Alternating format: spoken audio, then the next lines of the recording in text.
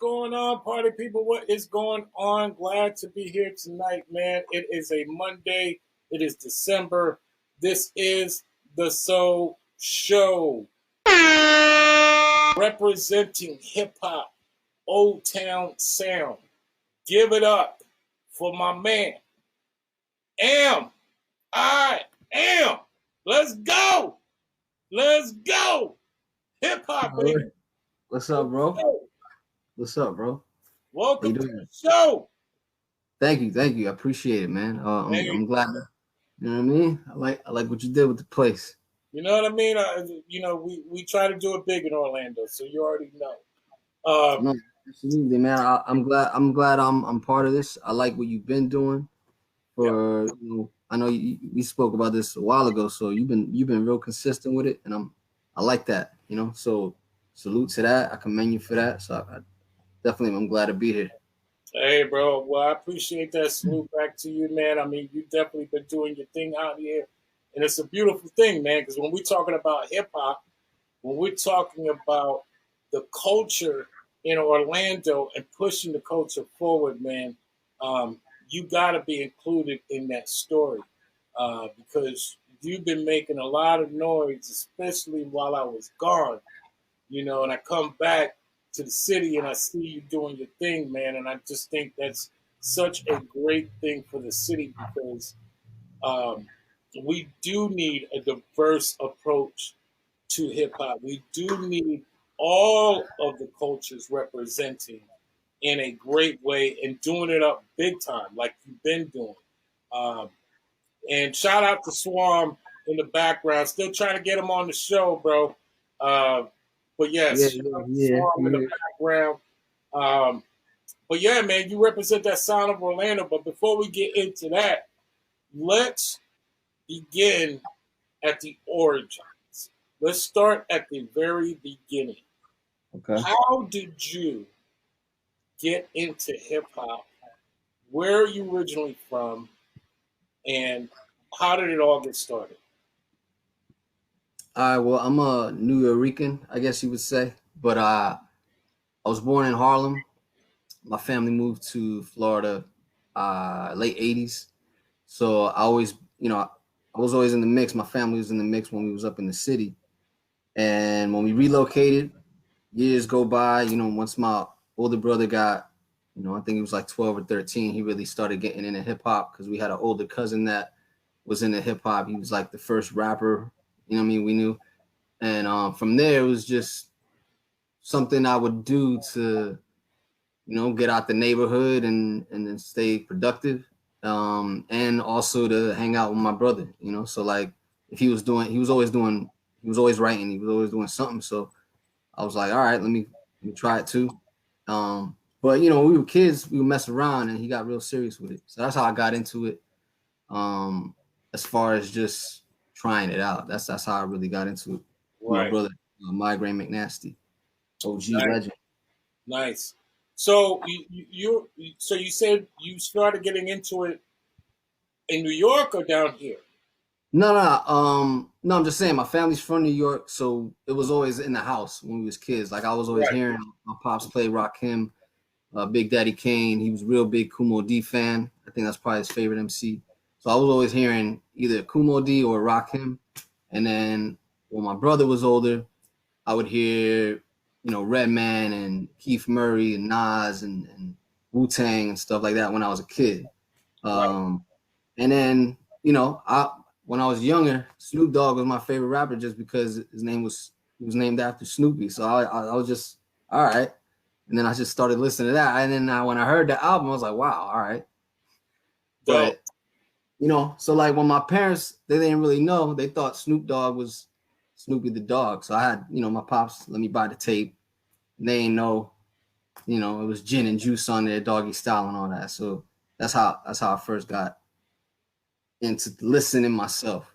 Right. And I mean, and that's not a bad way to be introduced to hip hop. I mean, growing up in Florida, outside of the obvious records, uh, some of my records.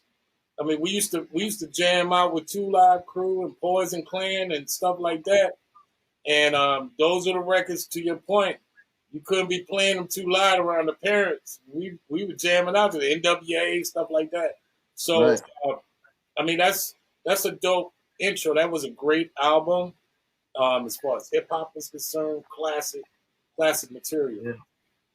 No, for real. And so like when that happened, I remember my brother was like, "Yo, why is he listening to this? But I can't listen to Easy E or something."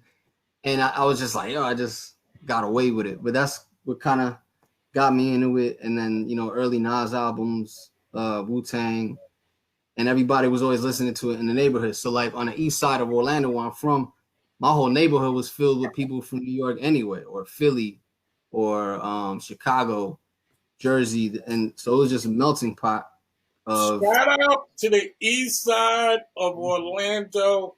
When you hear somebody refer to the east side, if you're from Orlando, you get it. You already know when they say east side, that's like New York over there. Right, That's straight east side over there. 436. Shout out to Quest. Quest know what time it is. Hey, right. you know So what like, time it is. That east side done put out some legends, man. We got, Missing Links. We got, Warheads. I mean, that's a so many fact. people from the east side. So continue. No, so that's what so no matter what, even if I wasn't trying to listen to hip hop, somebody was one of my neighbors was playing it. One of those bunch of kids on the block, so somebody was letting somebody borrow something or whatever. So it was kind of inevitable. And I didn't really get into music seriously till I was about in my teens, and that was because being inspired from what I seen from my brother. He's actually the one that introduced me to Swanberger when I was a kid. Right, He introduced me to Murdoch. That's why, so when they created Open Campaign, that's all I was listening to as a kid. So when I would listen to other stuff, on the radio, I was just already in tune with Grain, Murdoch, and Swamp. So it's kind of hard to be impressed unless you're one of those, other legends I already mentioned, So like, right, it made me kind of want to create something because I wasn't enjoying what was happening around, 2099 back then. right, right. So you're talking about that culture back then was kind of on the downside of the '90s, going into the 2000s. Right. I mean, that's when things started to shift a little bit, started Right, right, getting, shinier. So like when I grew up, I was always focused on the elements and things like that. So, once I started getting okay with the writing and I started getting, my friends would freestyle at school. Then I met Shinobi in school, Shinobi Stalin, shout out to him. I met him and Juan Pierre in school, in high school. We was battling. That's how we met. Like I met him and there was a target on him before I said anything to him. I already knew who he was because he was that guy at the time. This is like kid right, stories.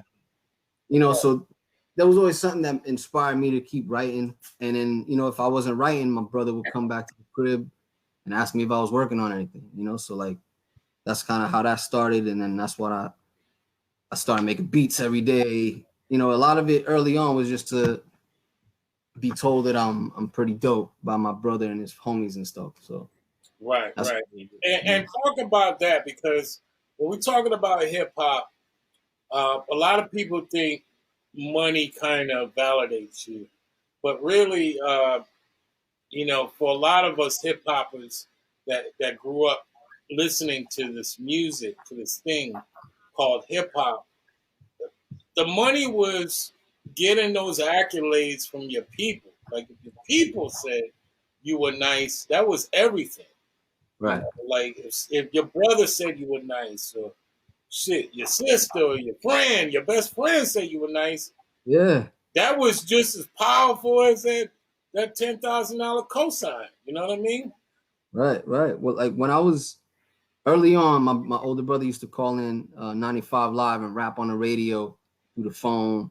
So like I would always hear that. That was another thing that inspired me too. There was a bunch of rap that was just being played on the radio, and you could pick it up in my side of town, and I would hear everybody on there, from Warheads to whoever, and it was an uncut pirate radio station. It wasn't supposed to be there, so that was just like crazy, and you know, that just kind of started. That was the whole spark of everything. And Right.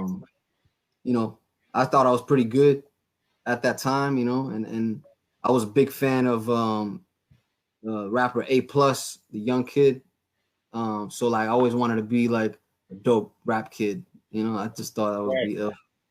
Yeah. Right. Yeah, that 95 Live was very important for the city.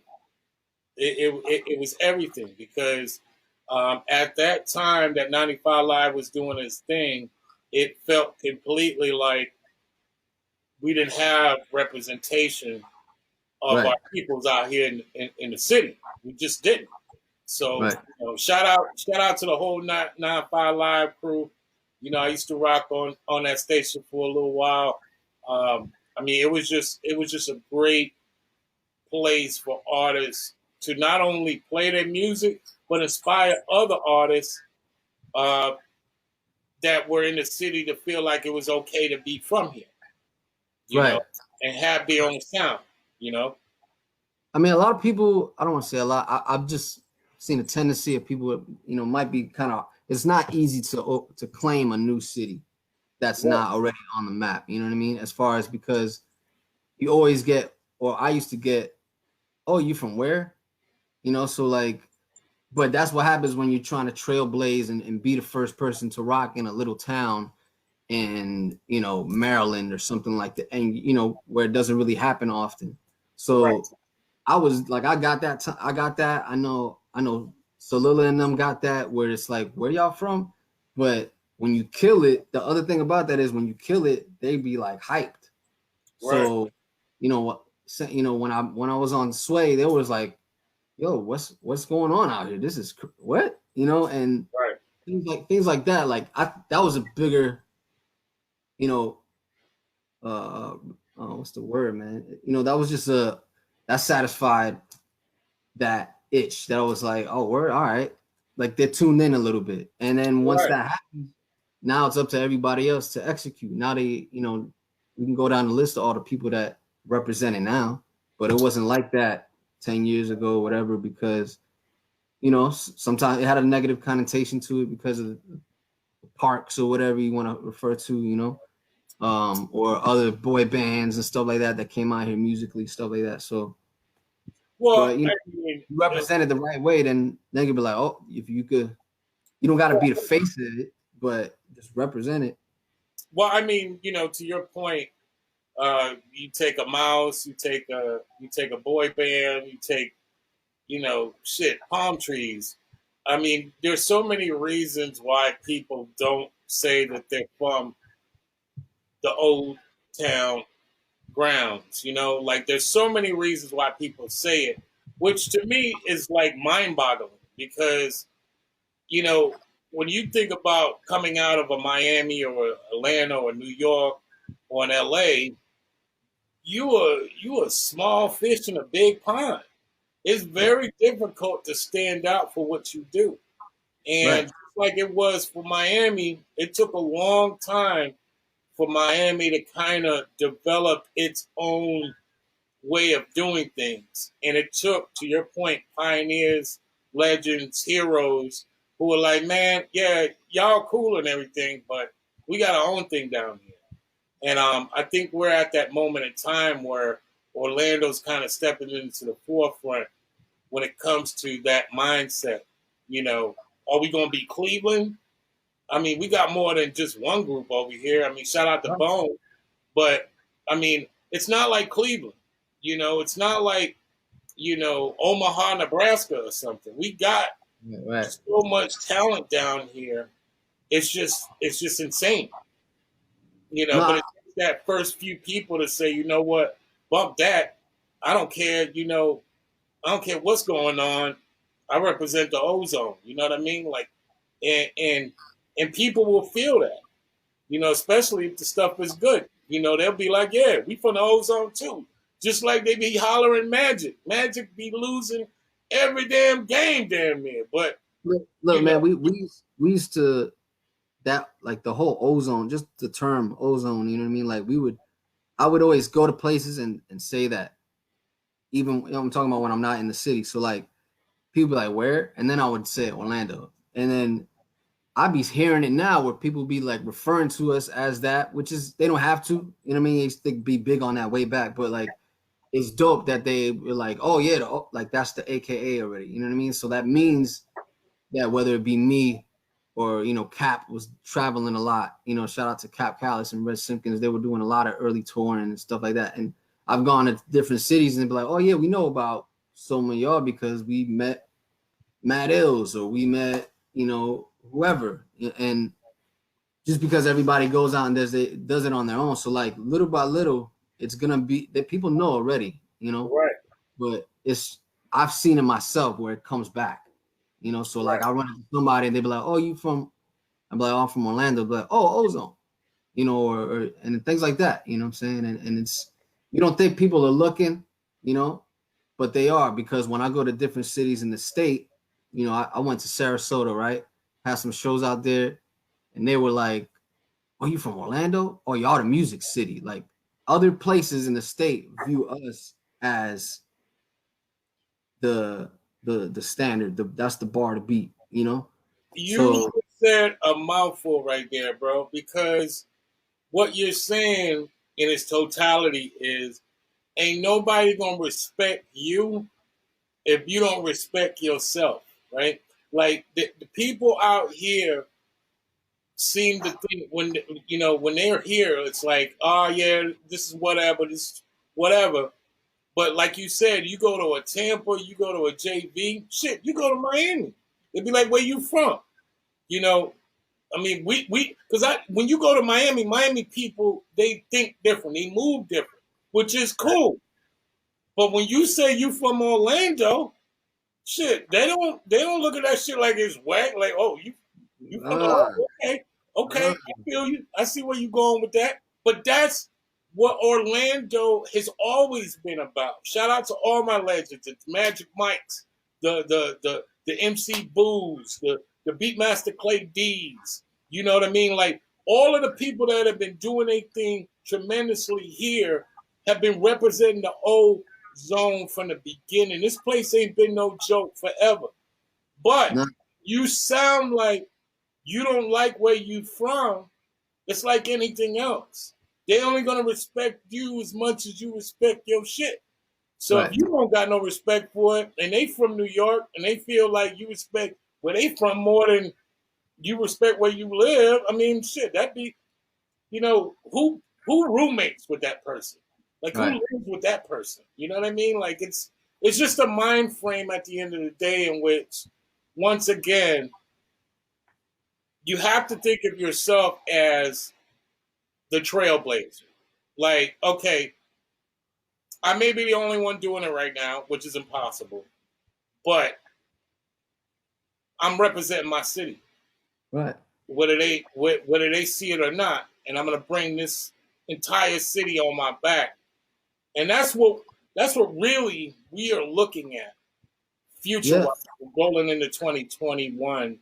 Who is going to be that artist that puts the entire city on their back? I mean, when I say city, mind you, I'm using kind of like you say, you from the east side. If you from Orlando, there's an east side, west side, and south side, and some of them kind of mess with each other, but they're all in their own little pockets. But if we came together as the entire city, nothing's stopping us. Right. People will be hollering Orlando as a whole. That Pe- means maybe the group you ain't co-sign comes out. So what? Everyone comes out, and the Right. whole city is bombarded with with with this look like who else is coming out of here, kind of thing. You know what I mean? Right. I mean, and once that happens, like once you know, that's how other people tune into other things. Because if somebody comes out, right, and Midas the Beast, for example, me and him was on the road when we was 19, 20 years old. Right. And me, him, I mean Matt Beat, shout out to Nemo, Czar, Conscious, and DJ Wine Out. We was out I didn't know what I was doing, and I was like, I had a couple shows where it's like 20, 30 people. We went to Tallahassee. We went to what was it, Atlanta? We went all the way up to New York. But these shows, I'm thinking like, man, maybe I shouldn't have did this. And then like years later, I'll go somewhere and somebody be like, yo, I know you did this one show and blah blah blah. And they've been a fan for X amount of years because of some seed that you planted, back when you were on a promo run for whatever. You know what I mean? Like, Right. so I've done those things and I've seen it come back. So like when you have other people like Elsha out on the road doing this thing, when they come back, they be thinking Elsha from Kissimmee, Orlando, and so low, slowly, with Caskey's doing this thing, but there's no infrastructure for a label. I think if there was like infrastructure and we can go knock on a door, I think we would have our own Def Jam and would have been filled up, and we'd have a whole different situation of living right now, But Right. that's because we don't have a Atlantic. We don't have a. Well, we do, once again, like Atlanta. When you go to Atlanta, you know you in Atlanta. Everybody's about Atlanta.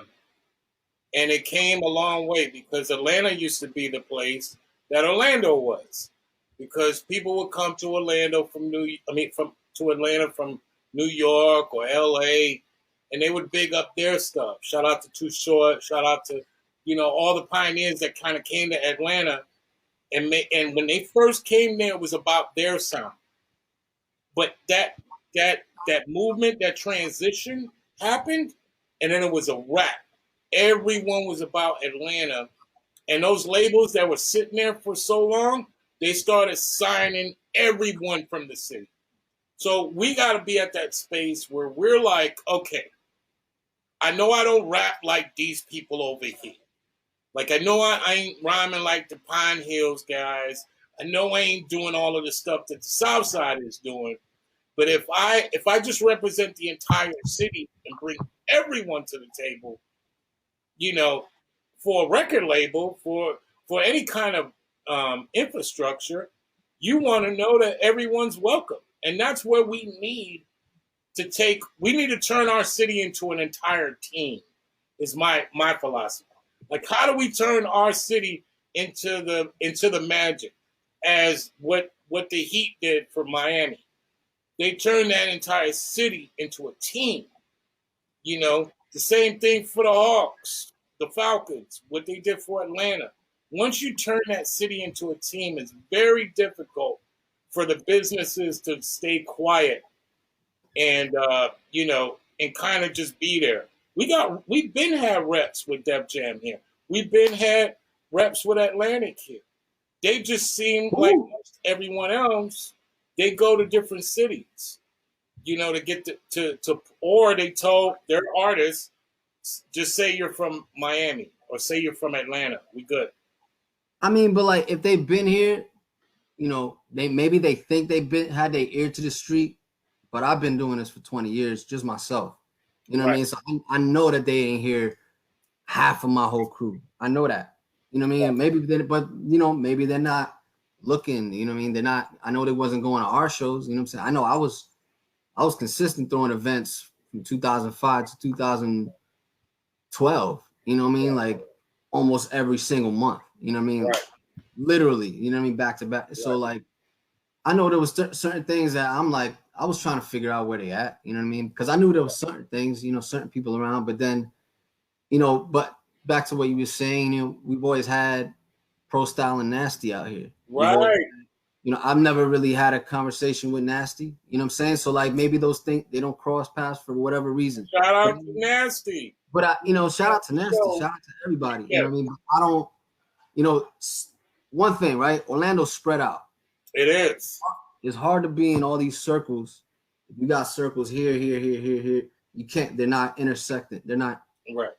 They're not overlapping at all, right? Right. So I don't be out on the west side too much. Right.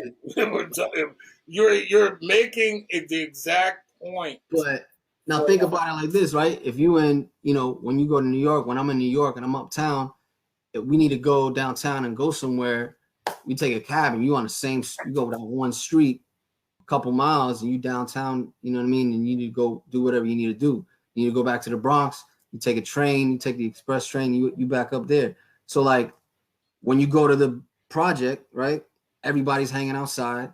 Everybody lives on top of each other.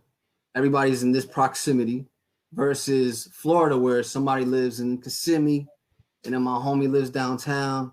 You know, we're going to the studio over here. That's 20 minutes drive. I got to pick up, you know, so like I think the camaraderie might be different subconsciously rather than like, you know, once because again, we're if you dealing understand, with the elements, which are when we're talking about Orlando, we are definitely talking about a very diverse city. With diversity, um, New York benefited from diversity because the origins of hip hop began in New York. So even while they were saying hip hop started out in the Bronx, there were people out in Queens, there were people right, out in Brooklyn doing it. And what binded them, even when they didn't want to have it bind them, was this idea of hip hop music, right? Whereas for a long time, Orlando has had man, a history of being divided based on certain ideologies, which is uh, a lot of the clubs back then were segregated growing up yeah, because we wanted that booty music. We, but that was for the girls, right? right, And then there was a segment of the hip hop culture out here that just wanted the hip hop. So we were divided for a long time. And then as a result, it kind of like bled into everything because towns, like you were saying, like the east side of town, throughout my history of being in Orlando, has always been kind of like part of the mecca of that that that northern representation of hip hop. Like the right. I mean, idealistic, like from downtown, I-4 was the divider. From downtown all the way to the east side, it was strictly kind of hip hop. And then from that I-4 to the west side, it was strictly kind of bass music, uh, uh, hood mhm, rap, trap, whatever you yeah, want to call it. And the south side was just strictly Latino. Like it was like right, we like hip hop, but we ain't trying to hear that shit in the clubs type shit. right. I So mean, damn, I got a lot of things I want to say in no, response, you good, you good. I'm but I'm I'm building. I'm yeah, yeah, setting you up so you can knock it away. The point is people are people. We're all people, and at some point, like I know you've been to Atlanta. I know you've been to New York. At some point, it's not about the music anymore. It's about the people. So, right, like New York always is the default. Yeah, I'm hip hop dude, but I'm from New York, right? Like I'm from New York. Like right. you could be by yourself at a club, and one dude one dude hears you from New York, and they from New York. That's family now. The Right. same thing needs to be here. Same thing in Miami. Same thing in Atlanta. That needs to be the vibe here. But beyond music, because everyone has their different take of what hip hop is, and Right. I think that tends to divide. That tends to equate the division Right. that goes on in the city. Whereas Right. if we just said, "Dude, I'm from the O. You from the O? We good. We're good. We I good. like that. Come I out. like that. Everyone come out. I don't care. I don't care if you don't rock like me. You don't need to be in my crew. We're divided a lot by crews. Who you fuck with and who you don't. As if Right. if these people come out and make $10,000, that's not gonna bring business to you. It is. It's not taking money out of your pocket to support somebody you don't even know. As a city, right? Because as a city, we say everyone come out. I don't care if you down with what I'm doing. I don't care if you flow with my crew. I don't care if I don't even know you. Just the whole city come out and Right. represent the city. Yo, Yo, the every record company in the country will be coming down here on some. Yo, we need to hear their story. We need right. to hear where they from. Yo, we've. I'll be honest. I tried a couple things like that. You know what I mean? In You can't do different. it by yourself. So, but I feel you.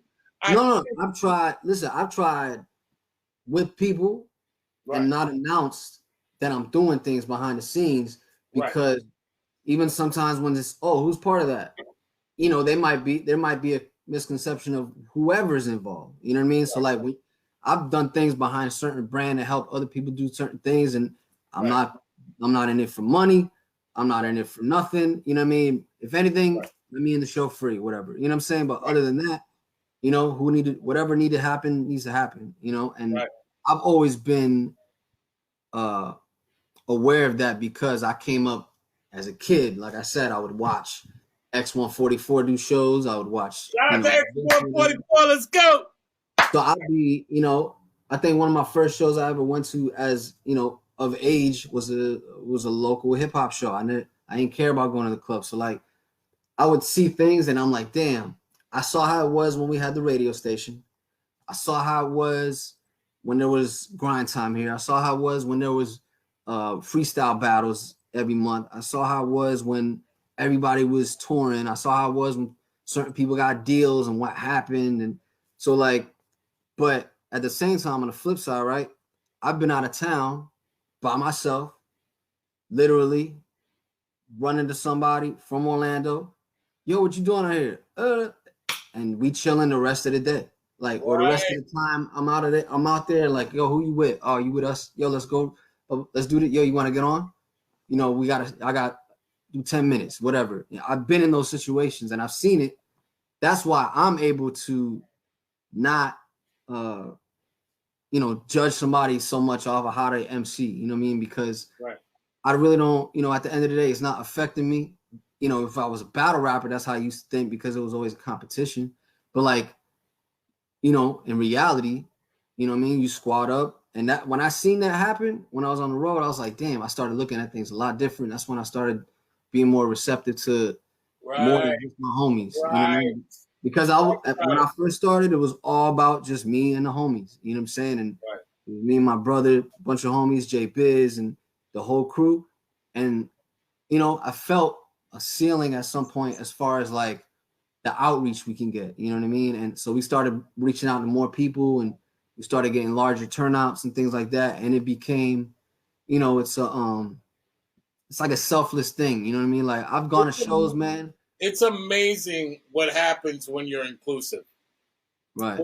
When you bring everyone that may not be the architect of your story, it's amazing what happens Right. because for a lot of people, and you got people once again, people are people. Yes, sir. Sometimes people look at the non-representation as a form of aggression. Like for me, for a long time, Right. it took me um, being away to understand why I was angry when I was here. Because for a while I was just angry. I was angry when I was here. I felt like we were there was no representation of us as a whole, as a unit, as a city on the radio. Like and my when I came back and I was on the radio, I said, you know what? I see what people are doing. It's like kind of like the when you're oppressed, you tend to do extreme shit, but that's not necessarily the answer.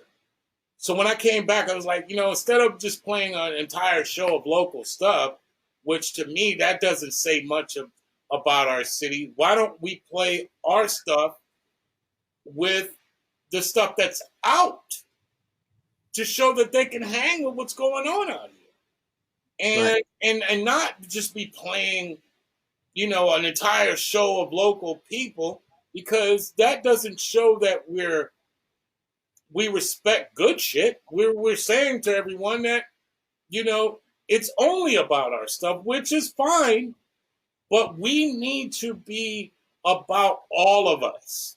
Right. And And so like that was my point of coming back to this city. I wanted to make sure that all of our stories are told. One, um, you know, whether that's musically, whereas that you right now we're having this conversation. Shout out to everybody on the tune in. I wanted all of our stories to be told because for artists especially, that's all you live for. You're just trying to tell your fucking story. That's all you want to do. Right. That's Yo, all you want to do. You're just trying to tell your story, and you're trying to tell it in the most honest way possible because the story is hip hop. right, Everything else is extra. The music is extra. The dancing from it is extra. The graffiti writing is extra. But the right, story begins with the struggle. You as an artist wanting to get out of certain situations that you're in, meaning, you know, you're trying to tell the story of how you persevered. You're trying to say how you made something from nothing. This is the story. And there's so many of those stories in Orlando, and we do not hear, not only on radio, but we don't hear it on TV. We don't hear anyone talk. The only time we hear a story about Orlando is when it's coming, when it's talking about one person. We all got to get behind this one person, which right, is like asinine. Because if that one person fails, then we're all screwed. right, It right, could right. be all of us. I mean, I've seen certain things, right? Peep it, right? I used to be like that where it's like, why am I gonna promote whoever because maybe I didn't know them. And I'm Right. as years gone by, when I meet somebody, I'm like, man, that's a cool guy. Then I'll really listen to music and I'll tune in and I promote a bunch of homies of mine just because I really like it. I really think they're talented and I happen to work with them as well. So like Right. when we would do like when I would be on some other tip when I was younger in the battle rap mode and I'm like, man, this dude's trash. But like I would be like that. And I was a youngin and I would call people out as a teenager and get a phone call a couple days later, like, yo, blah, blah, blah. And I'm like, oh, all right. Something's going on because I knew when I was a youngin, I knew a bunch of people that was Right. doing mixtapes here, mixtapes there. So if I'm writing the verse in detention or something, not even thinking about what's gonna happen. It's a small city, it's gonna get on this mixtape that a bunch of the local dudes are gonna hear, whatever. So like I've gotten in that situation and seen where it goes and then I've seen what happens when I, find camaraderie in a MC like Mav. Shout out to Mav. Right. And when I start, bro, I don't even remember. It was so genuine how I met him. I don't remember specifically, but I know had to do something with an event, and we was there, and or that might have been the second or third time. But there was so many instances where we was just, in the same spot, and I didn't look at it like competitive as opposed to like how I would as a young MC thinking everything is a competition. So Right. like but after that, we had both probably already been on tours by then. We both already did certain things. And then I seen how it's happened years later. Now, to this day, that's my homie. Right. And we've been in different cities, rocking together, coincidentally. Or, he go over here, I'm over here, you'll come over here, we exchange stuff, events and things like that. So, like, that's just one example. Right. And I've seen how it expands into a community and we have mad mutual friends that we jam with randomly whenever if there's Right. a jam or something and it's like that would have never happened if I was like like I'm gonna just be on my own shit and I'm gonna just go back Right. to write I'm gonna write a harder verse because that guy was dope but I'm hating but I'm gonna try to write a dope verse tonight and A that's it. lot of it. A lot of it is money infused. We. A lot of That too. us. It's hard to do stuff. Listen, that too because let's just for example, right? If this is the general point of view, I think for a lot of rappers, they focus on what they got to do as far as artistry. They Right. got family, maybe kids, somebody in their ear trying to see why they focus so much on this. So to tell somebody to, promote whoever, we're gonna push this guy. That's taken away from them, maybe working on what they want to work on. It's Look, they might question it, they might not see the bigger picture. So it's a lot of different variables. let That's hard. me just But drop some bombs on Orlando. wait. On top of that, it's hard to do something, have people do something if they're not getting paid. So like that's why I was saying if there was infrastructure where we can get like we could start a whole street team. I'll be in charge of the street team. I did the same thing for Power 95.3, and I worked with Pro Style, went through the radio trying to figure out how to get in, you know? So like I've seen how, you know, different things work, and it's different variables. So it's not an easy No, plan. none of what we're talking It could be done, but is I easy. feel like, you know, we could do it, but it's gonna need certain steps prior to. We, like I said, and I'm going to drop some bombs on Orlando. Okay? Right. We talk about what Disney World is to Orlando in a negative way. But one thing we're not talking about when we talk about Disney World, where we at? Where we at? One thing we're not talking about, he'll be back in a minute. One thing we're not talking about Disney World in a positive way is that the business model always works. When you think about Disney World, you think about Disney World. Okay? Right. Everybody's got their favorites at Disney World. Oh, I want to go to Magic Kingdom. Oh, I want to go to Epcot. Whatever. But the idea behind Disney World is that you come to the world. For decades, Disney World stopped the progression of the city of Orlando because they want all the traffic to go to Disney World. Right. So it's all about Disney World. The entire city, which Disney World is. It's a city. It's true. It's a city unto itself. Okay?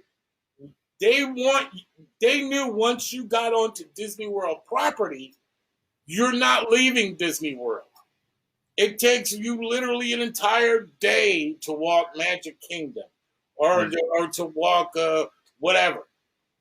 Disney World, the business model, that business model is not a new business model. Business model's been around forever. It means we're representing the entire complex. They bought the block. The entire city. And Disney bought the block. What we need to do as a hip-hop community in our city. Represent the entire city. For better or for worse. Yo, there's so many things I want to touch upon because like I'm just speaking like when I was mentioning all these shows that were happening every month, I wasn't doing it as a performer. I was booking lineups. Every show I would probably have one of the homies on it, like, you know, somebody out the crew plus somebody else from another crew. That's how I was able to get people together. And it made it seem like organically, hey, we're just chilling, we drinking. Oh, I know that rapper, but I ain't seen him since the last battle.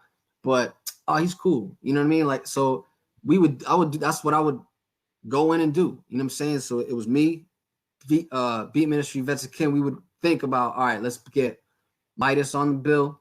Let's get Strange Flow on the bill for more heads. Let's get so-and-so. Let's get coming on the show tomorrow. Let's go. For real, shout out Strange. And so like we would do that little things, and I'm like, all right, that started to bring a bunch of people together, and we would try to make some sort of camaraderie. You know what I mean? Shout out to Strange because he's the first dude that really reached out to me when I was younger. As far as like from a different side of town that was like, yo, I see what you're doing. And it was like, but when I was a kid, I already knew Warheads was Warheads. So like that was always dope to me because he was like, yo, I'll rock with you and your brother Migraine, you know, mad history, but like that was dope to me. So like I've always been in support of him and his homies and Red Eye and everybody. So like even that right there, even though we might have a couple joints here and there, like we don't be doing a bunch of stuff in the studio, but Red Eye got me in touch with Rex. You know what I mean? He's the one that linked me and introduced me to Rex from, you know what I mean? So like just stuff that I feel like didn't happen way back. Because way back it was real clicky and nobody, you know what I mean? I'll see you at the event. There was a shootout, the battle, somebody pulled out a knife. You know what I mean? So like, Right. I feel like there's been improvements. No, they I don't have. think, you know, Shout because out bro, to I remember a lot of Strange things that on the was like, yo, check-in. we don't mess with them. Strange on the check-in. He just said, "Holla, man." Yes, you What already know, up? dude. What up, Strange, you're gonna be Shane? on the show tomorrow, man. Hope you're ready, bro. Uh, What yeah, else, but Shane? people like Strange, his his uh his crew, uh, Swam, Soliloquy of Sound. Uh, there's been so many people. I mean, I know I'm missing a lot of people, but there's been There's a so lot, many bro. people that have been Cool. instrumental to the idea or this philosophy about what Old Town should be. And I think it's important. I think there isn't one answer to it, which I think is dope. Like just like there wasn't one answer to the Bronx. Like the Bronx had its answer, but Brooklyn had its own answer. Like this idea that we all have to have Right. the same answer to a city is ridiculous. Because if you could I go, mean, a if you lot of go that. to Atlanta or California, well, shit, even Texas, they have It's too, different like I said, philosophies, different answers to their city, and being that it's spread out. how the story should be told. Like you think about it, right? Like the Bronx, the distance from the Bronx to, Harlem, it's not like, like you go to, let's just say you on Alafaya, and then Right. you going all the way down to downtown, it's still Downtown. Orlando. You know what I mean? Right. Like it's still, Downtown. Yeah. but in other cities where it's different, it's not like that. There's certain sections, but we're not labeled that way. Maybe that has to do with it too, because if you are the way on this side of town, you don't feel like this artist represents you. You'd be like, that's not Orlando, and No, that's where I feel like their that's sound where doesn't represent you. It's right. supposed to, it's not supposed to be necessarily the sound per It's not se, supposed to be one. because the sound is everything, right? So it's not like most people think at the end of the day, like when basically the Sound of Orlando show. Sure. I've had shout out to Granddaddy South, shout out to Beef Wellington, shout out to you. Woo. I've had all of these different people that make up the Sound of Orlando. That's all the sound. That's I mean, you Right. can't get as diverse as possible with that. When we're talking about the sound can be anything. It's your voice, it's your story. But more than anything else, we can argue about what the sound's supposed to be, but we can't argue about where we live at. Because if I live in Orlando and you live in Orlando, we live here. I mean, this is like the fort. This is the last stand. Like, I mean, because I know. Shout out to Strange, and I know any warhead out here. Somebody come out here disrespecting the O. That ain't happening. This is just not happening. So for a lot of people, we need to look at uh, our artistry is the same way. We're a part of a broader community. In that when Right. artists come here from other places, they want to feel like there's a reason to come here. Like we respect our culture like they respect theirs. If dudes come from Right. Oakland, California, and they're all about their hip hop, all they want to know is that we respect hip hop just like they do. Right. And they like that because that's where they find their camaraderie right there too. You know what I mean? Because like Exactly. and I like where the conversation is going.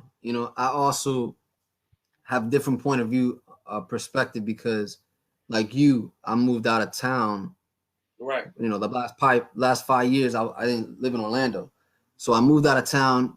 I was working out in Tampa Bay and I just wanted to try something different. You know what I'm saying? Right. So like Shout because out I to grew, like I Tampa. said, yeah, shout out to Tampa, shout out to St. Petersburg, Sarasota. But being that I grew up in Orlando, I just wanted to be by the water.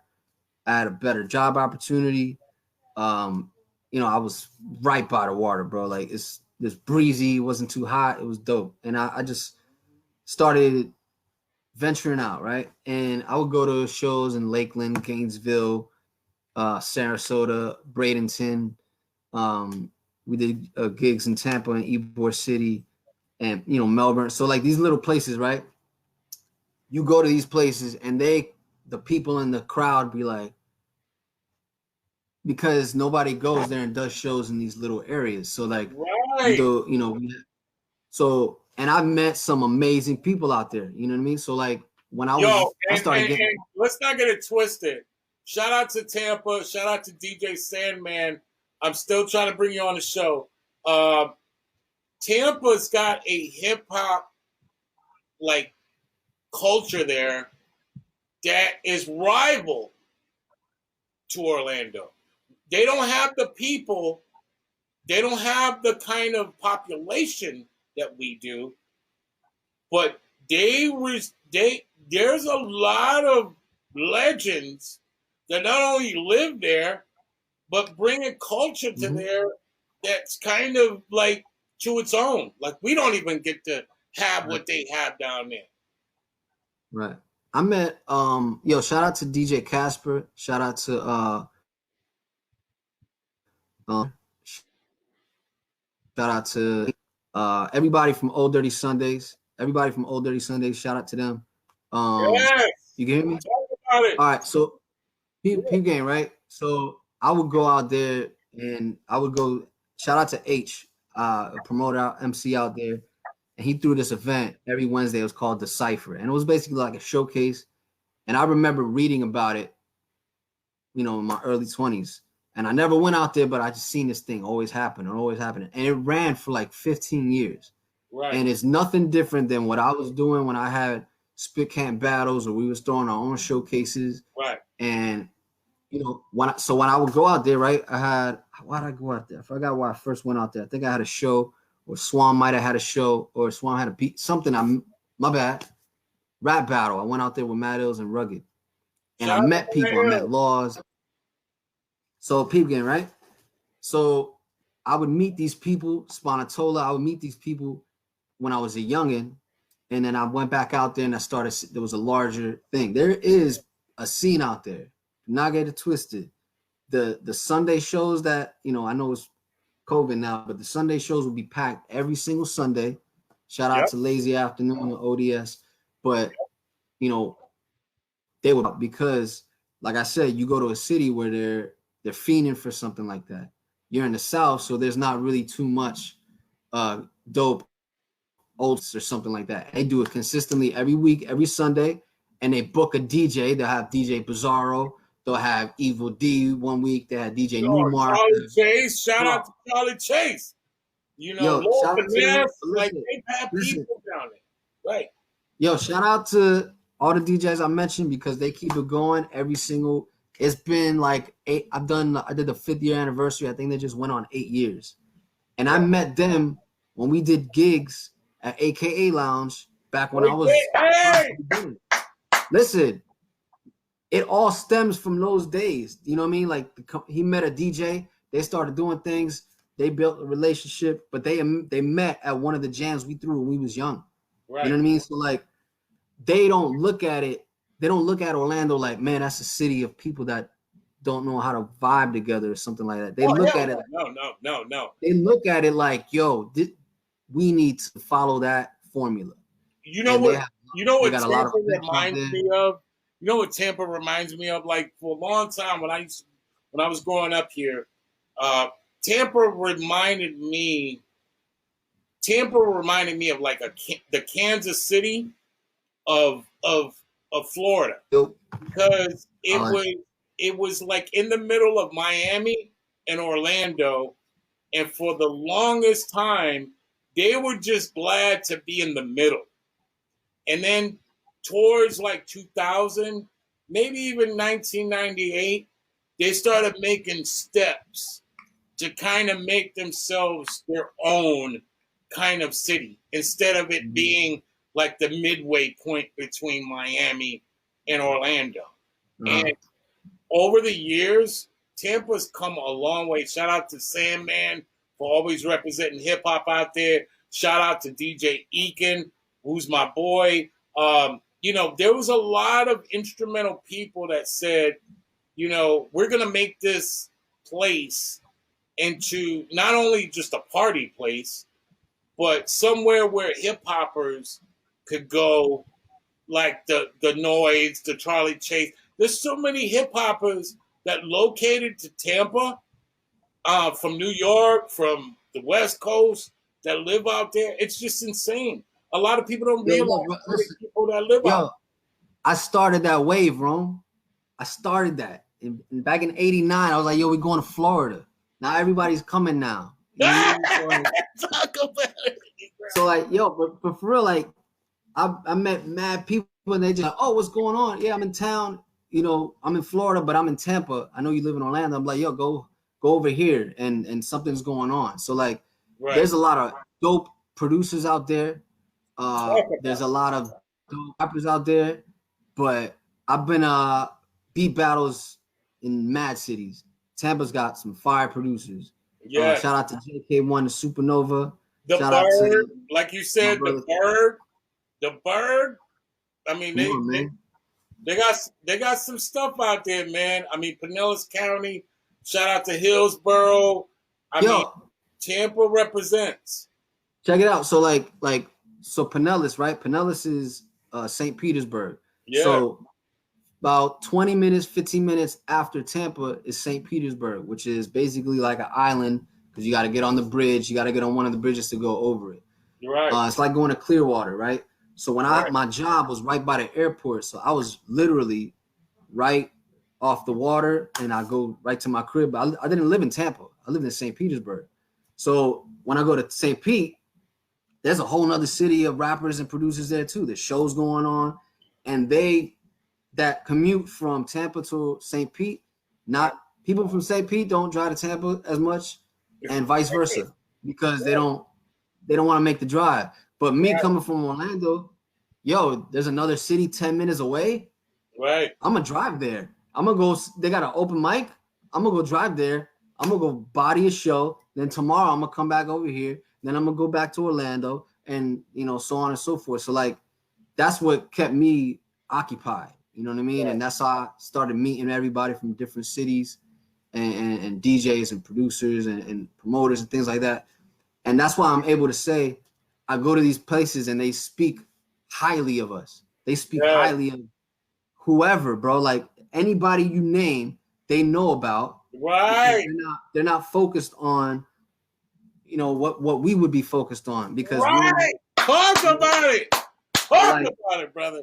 I've been in situations, right? Check this out. I've had people coming to me, they're like, yo, man, they'll explain to me what happens in their scene, in their city. And they'll say, yeah, there's, it's cliquey, or we can't get this to happen, or we need this to bring these people together, or there's beef with these people. Like, what do we do? And they've literally looked at me and asked me, like, waiting for an answer. And I'm like, bro, this happens everywhere. But being that I'm in their city, in their town, they think that something's working over here to where this guy can come to our city and rock out and kill the show. And I'm like, well, I just got in the car and I just went, So, it sounds like they were trying to find a way out, but I really think it's psychologically it's something that happens in every city. You know what I mean? Everybody's trying to, I don't want to say crabs in a barrel, but everybody's trying to figure out how to get out.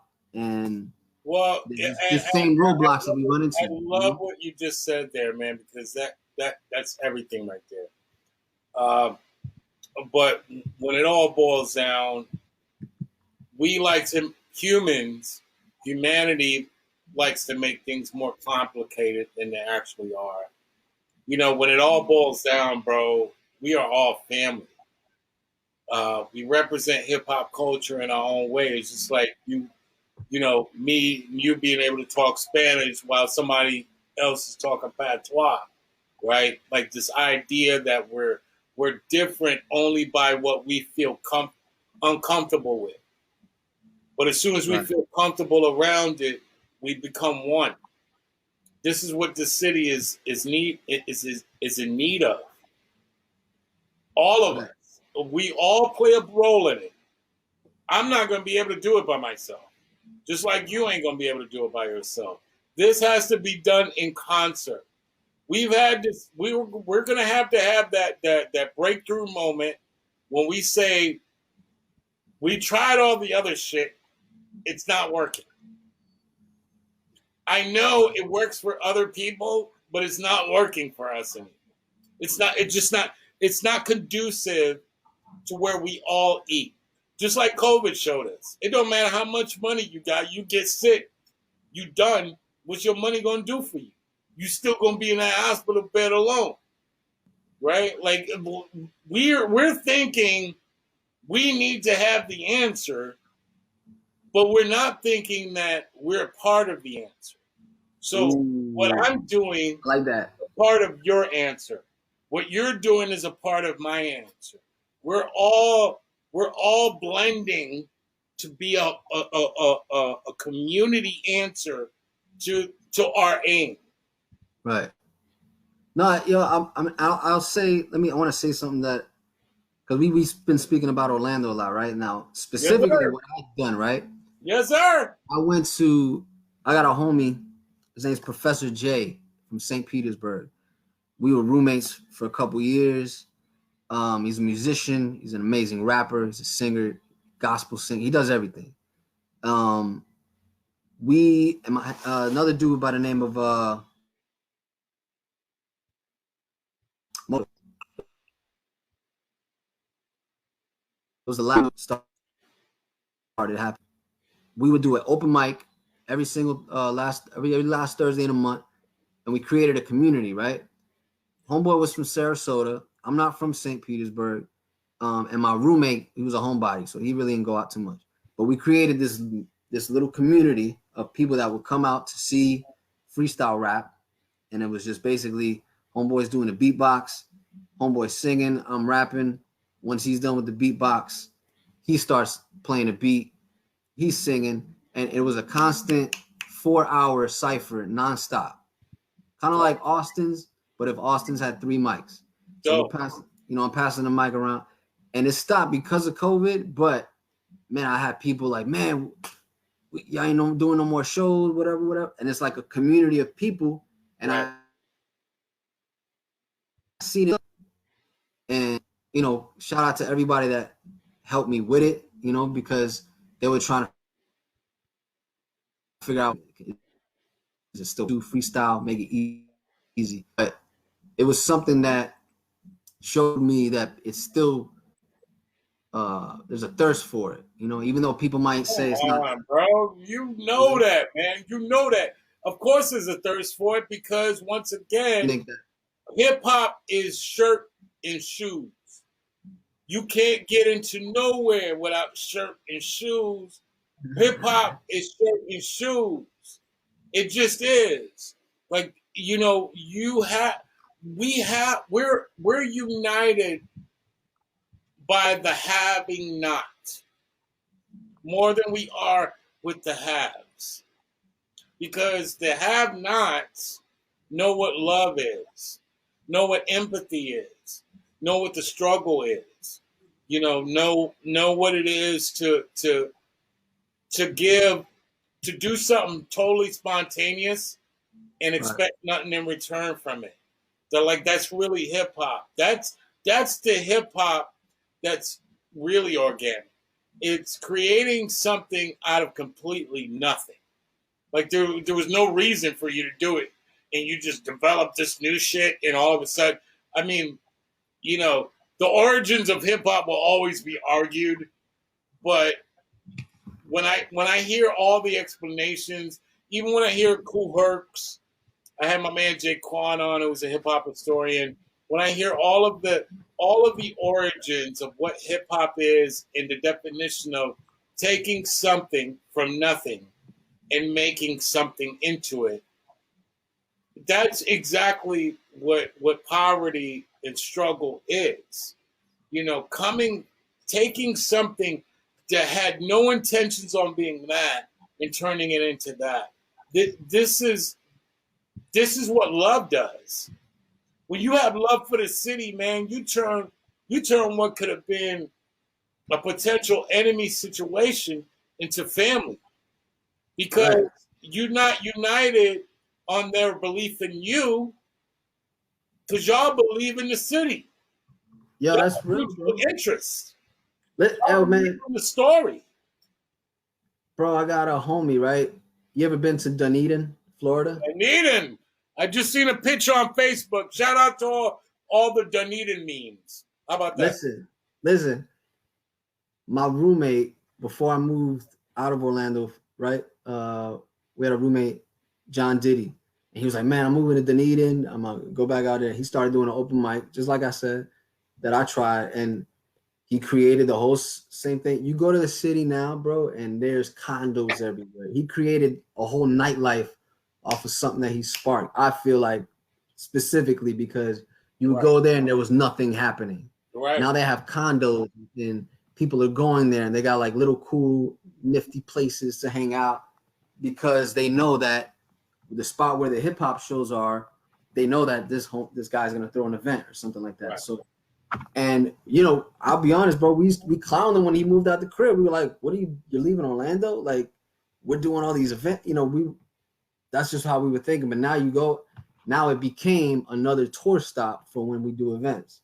So that's why E-Turn be out there. Shout out to E-Turn, Swan Blueprint. Shout out to E-Turn. Swam. Let's go. So these places that we've done these little shows at, quote unquote, they get packed out, bro. And people might think, we're doing something local and it's not nothing because we're not going to Atlanta, but we're going to a different town, whether it be Gainesville or wherever. But it's you see it come back. You know what I mean? Like, Look, I'm gonna be it's I'm gonna crazy, be bro. exactly 100. Shout out to everybody tuning into the show right now. Look, when I came back from Kansas City, you were one of the first people that I met when I came back, and seeing the generation that was made to brought to light when I left, and Swama tell you, I've been all about Old Town from the beginning. Anybody tell you about Rome? They may not like me, but they know I was all about my city. Right. When I came back and I seen you, I was completely floored, and it reminded me of a young me, but it also reminded me of where the city needed to go, in the direction that it needed to go. And it reminded me what the city was always about, which was a complete fuck you on whatever kind of class or idea of what you thought hip hop was supposed to be. And Right. I thought that was amazing because you live long enough, you'll see some shit. And you know, I didn't ever think I would see the likes of you and the generation that you represent, but I did. And that was it was comforting because there's a lot of people that came before you that put work in that may never get any fucking credit behind it. That may be looked Okay. in the annals of history as a kind of an anomaly, if you will. But once again, none of that matters when you're looking at the city as a whole. Right. And like I said, the show was developed to say the most taboo thing you could possibly say, which is the name, the sound of Orlando. Because for a long, long motherfucking time, and still going on to this day, we're not saying we are the sound of Orlando.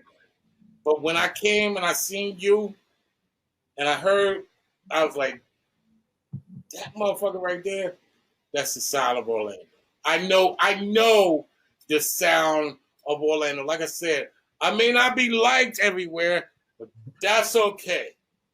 I know the sound of Orlando when I hear it, and that was part of that sound that made me feel like, okay, there's a reason for me coming back. There's a reason that I'm doing the show that I'm doing right now. And it's bigger than me. It's not about me. I don't give a fuck about what people think about me. I'm trying to bring this whole fucking city together, kicking and screaming, because we deserve that shit. We Right. deserve it as a city. We deserve an identity, sound wise. You know, we deserve an identity as all the people that have been putting in work and have kind of been generic for so many years. Yeah, I'm from where I was born, but I haven't lived there since I was a kid. Right? Like we chose where we were born and lived there for 2 months before we chose here, because this is what it's come to. And so for a lot of us, I'm not reinventing the wheel. I'm not bringing something new to the table. It's still, you still live in Orlando, regardless of what I said, you lived in Orlando or not. But we are the sound of Orlando. You are a part of that sound. And that's an amazing thing. It's a dope thing to know that you're not the picture of what people would say would be this, but you are, just like Swam wasn't, just like me and my crew wasn't, just like the Warheads wasn't. You know, every battle that we all fought, we weren't fighting with each other. We were fighting the stereotype of what they thought Orlando should be, and we're still in that fight until we come together as an entire city and say, you know what, like Cleveland did. Shout out to the Bone Thugs and Harmony. Shout out to Schoolie D, for Philly. Schoolie D and a lot of other artists. The Hilltop Posse, the Hilltop Hustlers. A lot of people paved the way for their cities when people said they weren't deserving of it. Oh man, you can't fuck with New York. But Philly had a story to tell. Virginia had a story to tell. Cleveland had a story to tell. Well, we got a story to tell. I think that's what made me as sharp as I've gotten over the years, because like when I go somewhere, if I'm on, they're like, "Oh, you from Orlando?" Like laugh, you know what I mean? Like before I get on stage, like that would always create a different fire, So now it's I've already reached a certain level where I'm confident no matter where I'm at. You know what I mean? Right.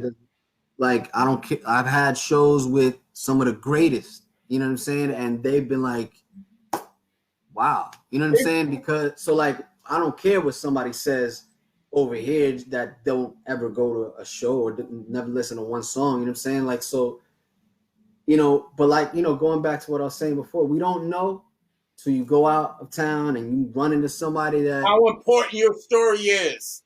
How important your story is. Talk about it, Negro. Because at the end of the motherfucking day, I've talked with people that live outside of our city. They're completely honored to be even recognized in our city. Shout out to everyone that I've interviewed that does not live in this city or has no connection to the city in that way. They've just been here for the fucking parks. But they look at the city right? Damn, we recognize there too. I mean, you were there at the KRS-One concert. I mean, that shit was packed. It was sold out. Yo, which KRS-One concert? I've been at like 10 of them. Right. But I'm saying you were there at the last one. Shout out. That was on my birthday too, mind you. Yo, I went to the KRS first concert. His name wasn't even One yet. It was KRS first. And because but like for real, like I remember, bro, whether we talking about Hard Rock Cafe, you know what I mean, in 04 or in Screamers in 05, you know what I mean? Shout out to Fronsky. But, I would always go and try to, put myself in situations where people would hear about us or me, right? So Right. like, shout out to J Biz. We used to go to New York and rock at EO Dub. You know what I mean? In Oh, Lower East shout out Side. to J Biz, man. J Biz, another unsung hero in Listen, man, like Orlando. Well, like I said, once again, if I have anything to do with it, these next few months, and I'm sorry I interrupted you, but these next few months, like I said, it's all about our city. It's all about our fucking city. It's all about everyone's story. I always been on that. You know what I mean? All of Like I haven't, in the last 10 years, I dropped 2 albums. Not because I'm not writing, you know what I'm saying? Not and it's just, I'm not worried about, you know what I mean? I could be focused solely on that, but I don't want to do that. And then when I'm ready, everything else isn't, I want it to flow the right way because I come around a lot of people that make music and, if you need something, what do you need? All right, if I can help you, I'll help you. If I can't, I'll link you with somebody that knows how to do something. You know what I mean? Shout out to CTC Studios because I feel like since that became something that's a hub and that's a lot, I've run into artists from all over the city and I see it happening where they're doing collabs. And I'm like, wow, we never had D&D studios, but now we have a couple of these spots where whether it's CTC, whether it's Studio 18, there's different spots where people mix up now, and that's like and I it's said, so part of the dope. infrastructure that we used to lack. You know what I mean? Before It's back in so the day, dope. We got them spots because we've been had them spots. Shout out to all the producers and engineers. Like, there's so many people that go to Full Sail, and there's so many people that didn't go to Full Sail, but around people that went to Full Sail, it's just like they went to Full Sail because we're that city. We're that city that fucking like we don't have yeah. expectations. Don't nobody I mean, expect they us know. to do well. It is the Don't thing. The nobody people expect us know to that do though. well, and that what makes us dope because we don't But have people, New York expectation. We don't have the Atlanta expectation. We don't. We could just fucking build upon build upon build. So many great producers that came out of Orlando. It's amazing. Shout out to DJ Nasty. Shout out to OTW. Like AO1, the producer. Like, there's so many people. Swam, Da Vinci. Shout out. He's gonna be on the show too. Like, there's so many people that have been a part of this Orlando experience because they don't have the expectation to do what New York did or LA did. You can be free. yeah, You don't have those I pressures. think, say it again. It was cutting off. Yeah, I say you can be free as a artist when you don't have expectations to be great. I know some people Yeah, think that is a pressure, but actually it's liberating. Because when people think that you can't do nothing, the sky's the limit. Like, you could do whatever the fuck you want. Shout out to fucking Rax as a producer. There's so many people that come to their like fruition when they don't have the pressures of being from a city that the expectations are high. Like, you can't just come out of Queens and say you're from Queens. Like, there's pressures on that. Like, you got to do something that no one has done. But if you're from Detroit, shout out to all the great producers from Detroit, Jay Dilla, Can I Go On, Chicago. There's so many people that they didn't have those kind of pressures, and they were able to just create greatness because they were allowed to just be themselves, simply because they were themselves. And I dig that, and I love that. I love that about our city. They don't expect us to do what we're trying to do right now. They don't expect it. We're still going to hit them with a left hook, but they don't expect it. It's that Buster Douglas fight. We knew Mike Tyson was going to lose. We knew it. I, Everyone knew it. we wanted him to win. No, there's a difference. We wanted Tyson to win that night, but that was his time to lose. And we're that. We're the Buster Douglas of the nation right now. I see that. They think we're gonna lose. There's no expectations other than what are we gonna do?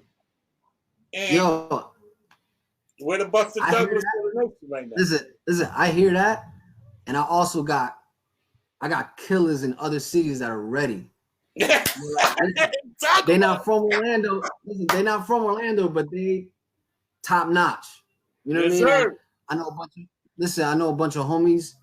They're still touring right now. Shout out to Mike Mass, Psych Montano, Perception, a bunch of homies, and some people are still doing that. And what I'm saying is, Florida is huge, right? Yes, Let's just get away from Orlando for a second. Yes, it Florida is bigger. Florida is bigger than some countries. Yes, it is. So if you think about, somewhere in Europe, right? The amount of miles that we cover, the amount of different cultures. We're the East Side California. Truth be told, California is as big as we are. We're just the East Side California. That's it. And I know some people that say people from Cali love what Florida is doing. They try to, you know what I mean, emulate that. Be like, come on, bro. We invented bass music, man. Come on, dog. Come on. Man, I got some homies out in St. Pete, producers, and you would not even think that there's producers out there. And these guys have done stuff with the biggest names out there, from Ross to Jeezy, and it's just, you don't know, but they're there. And I've seen them, and I had conversations. We've had conversations. The only argument I'm going to ever make to something like that, because shout out to everybody you said, the only argument I would ever make to that is the Dungeon family. The Dungeon family never worked with anyone other than who they made, which was Outkast and Goody Mob. So it doesn't matter who you work with. It matters what impact you have on the people. And I would always applaud producers like the Dungeon family. They could have worked with anyone, especially in their prime. They could have worked with everyone, right, and gave them their sound. But I'm pretty sure, as dope as their sound was, California wasn't fucking with Atlanta like that, or New York wasn't fucking with Atlanta like that. They had to make it to the point that it was you could only get Harold's Chicken from Chicago, right? Like you could only get Jamaican beef patties done right from the Caribbean, from Caribbean One Stop, or Jolly Stop. Well, you know what I'm saying? Like there's certain places that pride themselves. Yeah, they probably could have franchised and could have made their sound accessible for everyone. But that's not always Ice Cube was the beneficiary of the Bomb Squad, which produced Public Enemy. They didn't produce a lot of people. But the Bomb Squad is the fucking diamond at the jewelry store. Like, they're on a ring. Right. They're just on a ring. Like, you pick that ring out because you know ain't nobody got that ring other than Chuck D, other than Flavor Flav. Like, there's producers out there. Just because you work with people doesn't mean that is everything, because there's people that have done great shit in their life that never worked with any other fucking people other than their own. And that's what made everything. Like Quincy Jones, he worked with everybody. Yeah, that's clicky though. If that guy just works with, that's clicky. It means some things are meant to work. Like soy sauce is dope. Like I'm addicted to soy sauce. I can't eat soy sauce con arroz con gandule. I can't do that. Like I can't eat soy sauce with that. And I love soy sauce. But soy sauce is dope with fried rice. It Right. just it's the perception that we think. Like Quincy Jones made Thriller. He could have died prior and never made another fucking tune in his life. He made Thriller and it beat the shit that he was already doing for himself. And he didn't know that him and Michael Jackson Right. clicked like that until Off the Wall, which could have been its own Thriller. You don't know who your people are. Like, we don't get to choose family. God chooses that. We think we choose them, but we don't choose that. Like, you don't know who your family is. You don't know how salt works with pepper until you put it on some rice or put it on some cereal. Like, that's what's dope about producing.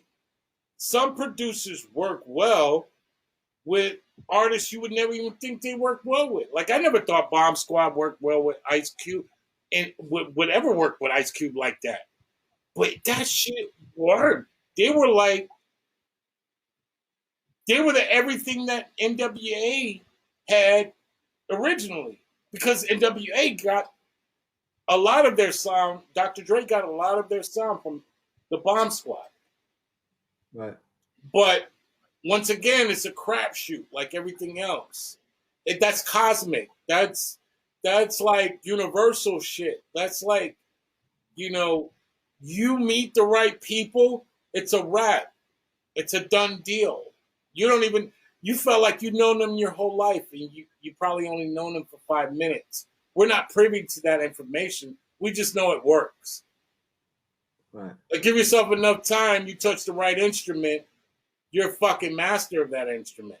And you didn't even know it. Right? That's how life works. Like, it just you're off. I didn't one hear what you song said. away from the biggest hit of your life. You just gotta live long enough to write that song. Shout out to Strange on the check-in. He's been on this feed all night long. He said, I've been told Am to come track with your boy. Yes, you already know. I'm always down, bro. It's overdue. It's overdue. Shout out to Strange. Him and Graham they've always been doing records. And I never got to lab up with him. But I'm sure No, that'll you know happen what's soon. dope? You know what's dope? I know Strange most of my life. I need And to for him to say that on that's everything.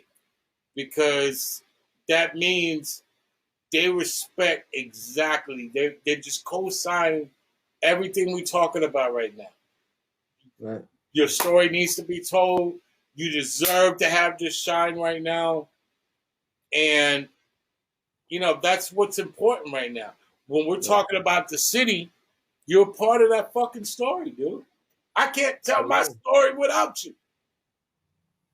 For sure, for sure.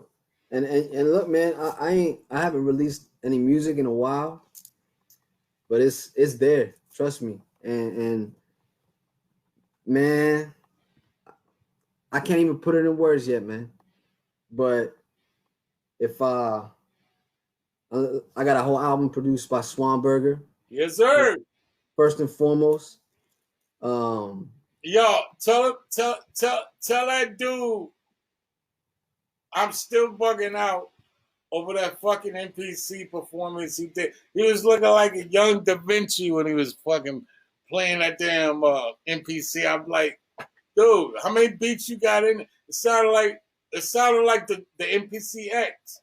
I got the NPC X. You could like pretend you're DJing on it. He sounded like he was DJing on that damn thing. And I thought that was amazing. Shout out to Swan. No, yeah, shout out to him, but I stole it. So all the beats are mine, everything's mine. Shout out to him. Good looks. I appreciate it. Yeah. Do justice. We recorded the album. We just finished the album. I think we got one more song. Yeah. So, but that album's about to be done, and I did my part, and we're gonna have a listening party at some point. Definitely want you to come through. And I got a couple other albums that are almost done, and that's what I've been basically prepping for. I'm always gonna put it out this year. You know what I mean? A lot of people are asking what's up with some stuff, but it was weird because I thought touring was gonna come back. You know what I mean? So, but I got a lot of things that are people are gonna rock with. So shout out to everybody in the chat. I can't respond, but I see everybody saying stuff. So big ups to everybody. The album's coming. The album's crazy. I got another album produced by my brother, Kino Sabi, from Well, Tampa. I'll be the first one to tell you, and I ain't told nobody yet since I started this show. Once this migraine craziness, COVID-19 stops, I will do another soul show and a social live. I definitely want you in that soul cipher that we did, and so I'm gonna tell you, like that was a completely amazing moment for Orlando, and I definitely want to have you involved as well as my man Strange, and like I said, bro, anything that I'm doing Sound of Orlando wise, you're always welcome to be a part of what we're doing, bro. You have an open fucking door. Um, like I said, what you're doing is amazing. We just need more of it. That's it. Appreciate it, bro. Yeah, that's it. It's coming. I'm just sharpening the blades, man. And I'm not. I'm telling you, the songs are recorded. Everything is coming together. We just got to do some filming, you know. But like I said, 2020 happened, and it is what it Yeah, is. it is what it is, man. It is I what do it gotta is. say, I gotta say one thing though. Shout out to all my people in Tampa. My brother Kino Sabi. He's a producer from Tampa Bay area. I've been working with him for like the last 3-4 years on an album. And recently, I think I might have spoken to you about it, but recently he passed away. Yeah. And I met him through my brother Spanatola and Rude 100, who are producers. And you know, it's a dope album, and that's another reason it's been at a standstill. But he wanted me to tighten everything up, so we work. I'm gonna be getting that. I just never been in this type of situation, so I'm sensitive. We're all winging it. I No, mean, I'm talking about my brother passed away. You know what I'm saying? yeah, So no, we're all winging it. I gotta Yeah. try to wrap it up as best as I think he would approve of. And that's coming together beautifully. So shout out to Tiff, the wife. And it's gonna be really big. Trust me. Got an album with Spanatola that he produced as well. It's a So collaborative album. I got a lot of stuff, man. It's just those are the two that are coming up. plus plus congratulatories. You not so long ago you had a seed, man, and that's awesome, man. That's like I Yeah, said, bro. This year has been a lot of curses and a lot of blessings, and right. and for a lot of it, you know, if you haven't learned anything about this year, you can't accept the blessings without the curse. You just can't. Right. Whatever you received, whether it be life, love, happiness, empathy, forgiveness, you've received just as much as anger, doubt, um, and that's humanity. That's what we are. We're always struggling with that. But we definitely been through some shit 2020 as an entire world. It's that's almost like hip hop was for a long time. This is our moment. We've all been touched in one way or another as the entire world dealing with loss or gains. We've lost some people and we've also gained some things as a result of the loss. So shout out to all my peoples out there that are maintaining and still trying to find themselves. Remember, we walked into this year thinking we knew what we were going to do, and God has a sense of humor. He switched it up on us, right? Right. Said you don't know what you're going to do yet. You thought you were going to do this, but you ain't going to do that, right? You know, it's 2021, if it's any like part two to 2020, I think it's going to be extremely dope and extremely crazy. It just is. You know, part of that dopeness is that we do regain some sort of sanity. Like the artists get to perform, but it might not be in the way you thought you were going to perform. Like we get back our artistry, the value of art, but they're not in the galleries or the concerts like we thought they were going to be. Maybe they're in a different form, but it's up to us. Our challenge has always been, how do we push the culture forward? Because the culture is when you ain't got money, I think you in your prime. You're always in your prime because the lack of money is the leader of invention. When you have money, there's no reason to invent anything. You don't need it. You're good. right.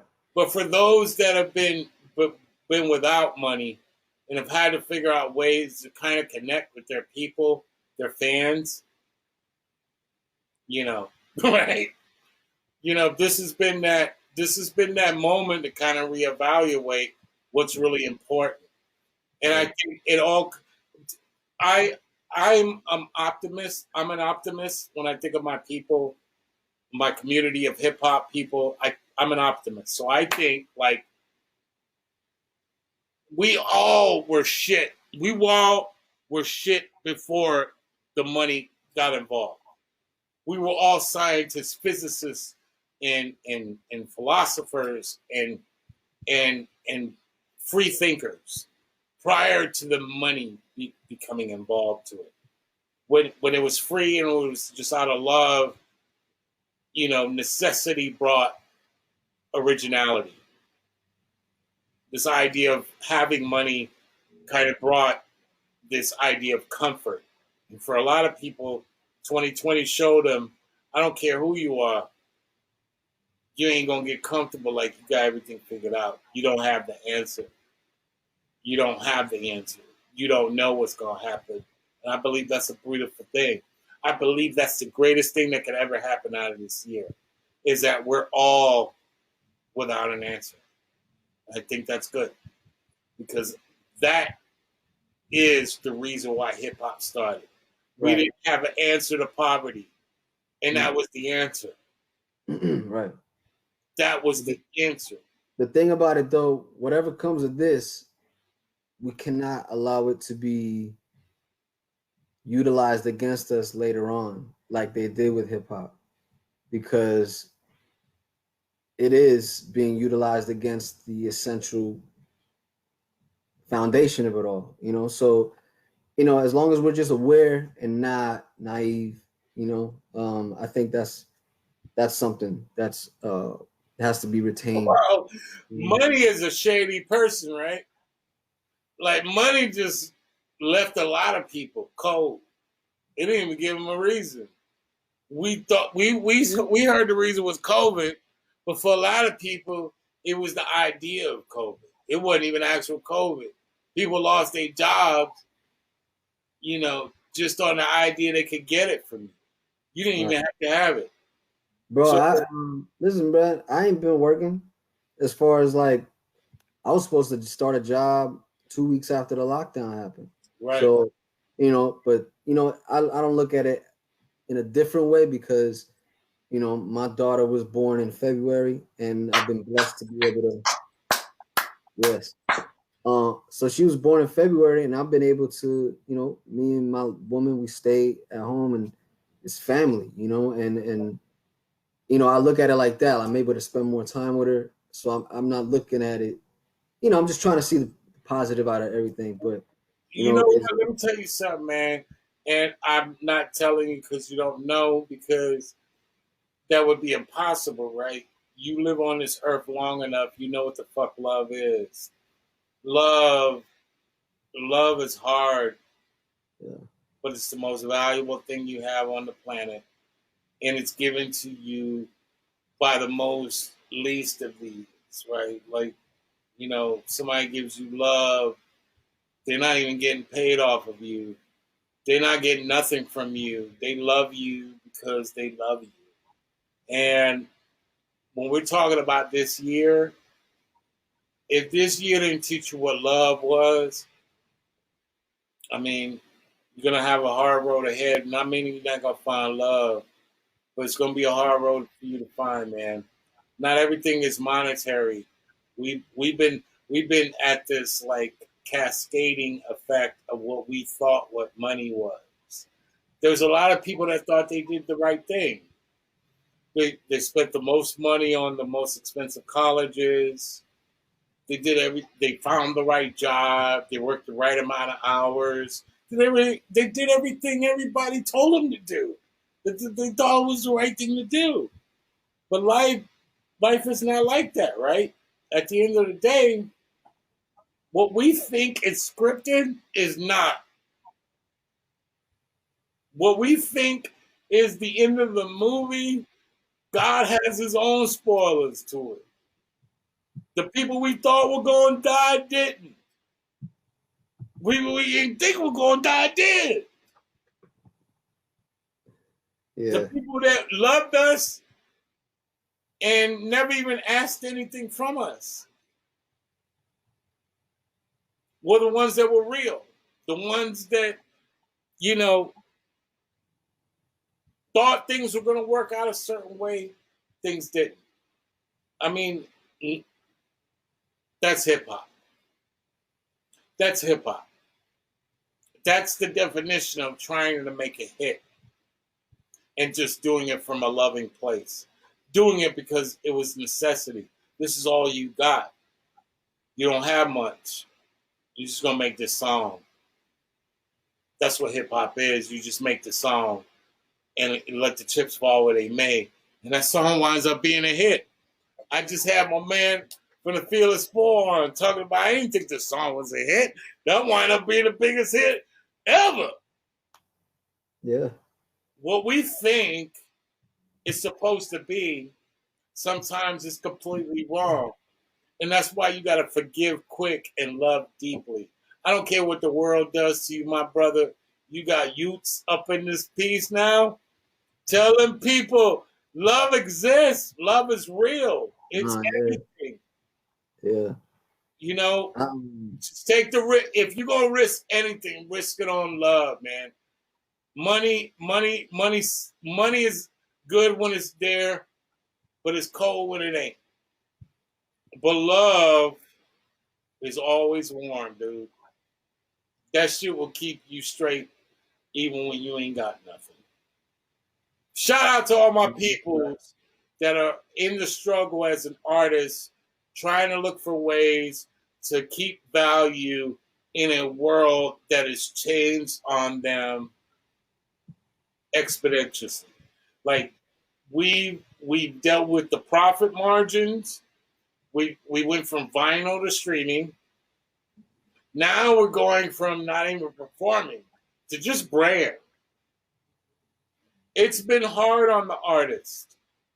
The artist super. is the muse for the emotions we're all feeling. That's what's crazy. Like the thing that's the least valuable is the soundtrack to everything. Like it's everybody just started talking about everybody got their year end numbers on what they were playing streaming recently. So like everybody's way more valuable than that, Come and on, man. You already know that, man. Come on. but no, Yes, I know. talk about I'm it. just saying, like, because I recently, like, they changed the game, and that's what it is now. And they had to figure out a way to, get more money off the artists, whatever. That's cool. That's why I still do CDs. I still got CDs. I still sell CDs. And I've had times where I can't pay a bill.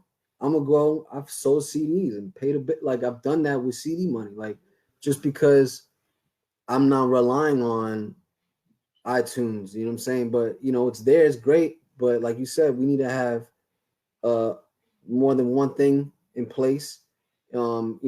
Pandemic, like Earl said, is a way to figure out your niche, so that way when it does go full fledged back to whatever you want it to be, you got another way to still be creative. You have, you can do a whatever, what I mean, something that has to do with streaming, just like this show right here. Like this can go on. There's another lockdown. It's life Forever, still can keep going on, forever. man. It's recorded, it's streamed, and most people connect not only to your music but to your story. What do you represent? What is your legacy? What are you leaving behind? Are you just one of these artists that are looking for somebody to pay your way through life, or are you actually going to pay? See, what artists sometimes don't value themselves as we, like you said earlier, we're the soundtrack to a lot of people. We've given them part of the energy they needed to break through, into what they were doing. This new generation, this new 2020 COVID shit, has realized how important that is. How many people have you connected with? Are you connecting with the people in a real way? Are you telling your story? Like it really brought into perspective, what are we actually selling? For a lot of people, is it Big Macs? Or are we actually selling them Whole Foods? Like, are we selling them something that they can actually remember the moment that they may have lost somebody? And what was the music that they were listening to? What was the words that got them through? What was the words that brought a kid in during a time in which is probably the most fearful time for the entire planet? Like all of these things have to be considered when making an expression that's based on the moment that we're living in. And no one will ever forget that. No one's going to ever forget 2020. 2020 is the Twin Towers. It's 2001. But nobody's ever going to forget 2020. 9 plus 11 is 20. You already know, brother. Nobody's ever going to forget this. This is sketched in stone. This is on everything. Literally. It's not a meme. It's on everything. We all will remember this year together. So what did you contribute to this year? Is the question. How valuable did you find yourself being when everything was assessed? When everything became more brighter, so that you could see where you stood in the light versus the dark. And a lot of people are realizing that yes, money is security, but money isn't everything. Money can't buy you forever. It might buy your kids forever, but it can't buy you forever. And you're the one telling the story. So the people that live after your forever is gone won't even remember you other than your money. So what did you leave behind? What did you say? What was actually real? What was actually important? What was the chicken soup when everybody had a cold? Right. What was that? What was that sancocho when we were cold? What was it? And we're all, as a community, as a people, as a gente, figuring that out. And I think that's a beautiful thing. I think you can't even mistake that for anything other than godly. Because you ain't got the answer and I ain't got the answer. So we all family. That's true. Ain't that dope? That's a fact. That's a fact. Ain't that dope? That's dope, my nigga. Yeah. Hip hop at its finest. Shout outs to everybody that's tuned in tonight. My man Strange, my man Arrow. Shout out, man. Shout out to you. You've done it all tonight, brother. Shout out to my man Brock. He's been nonstop all night. He said, I know because of COVID, I've connected with a lot of people just through social media. And that's super dope, people, AM included. You already know, man. There's so many people that if money had anything, any decision behind it, you would still be stuck in your comfort. And one thing about hip hop that is dope to me, hip hop is everything but comfort. Hip hop was the result of not being comfortable. Right. We didn't want to break dance on the concrete, so we all bought a piece of tile, right? Or a piece of that flooring, so we could bring it out to go battle. Yeah. Right? Like we didn't all have a record, but the best next thing was I'm gonna battle dude across the pond. I'm gonna take him out. Right? Like we didn't have the studios in the engineering. Our engineering was our turntables. They call us mixers, but they called the engineers that made all the records we were spinning mixers. Like we took what wasn't guaranteed to us or wasn't set out in stone based out of money, because all these things required money. And just because we didn't have it, that meant we were left out. And hip hop was the way to free us of that bondage to money. Like we didn't need money to do any of this. Right. We just did it. We did it with everything. We did it with everything we had. Niggas was breakdancing. Shout out to Strange. He said cardboard. I remember that. I was breaking on cardboard. You fuck your back up real quick on some cardboard, but that was what you had. And you didn't even look like you were hurt. Like I saw dudes doing windmills on cardboard, and I was like, dude, there's no way you could walk for another week after you did that. Bam. I'm about to steal this right. I'm about to use that right now. I'm building the driveway. I'm gonna break that down. Yes, sir. Yes, sir. Nah, bro, I used to do that. I used to shout out to Big Earl. I see Earl in here.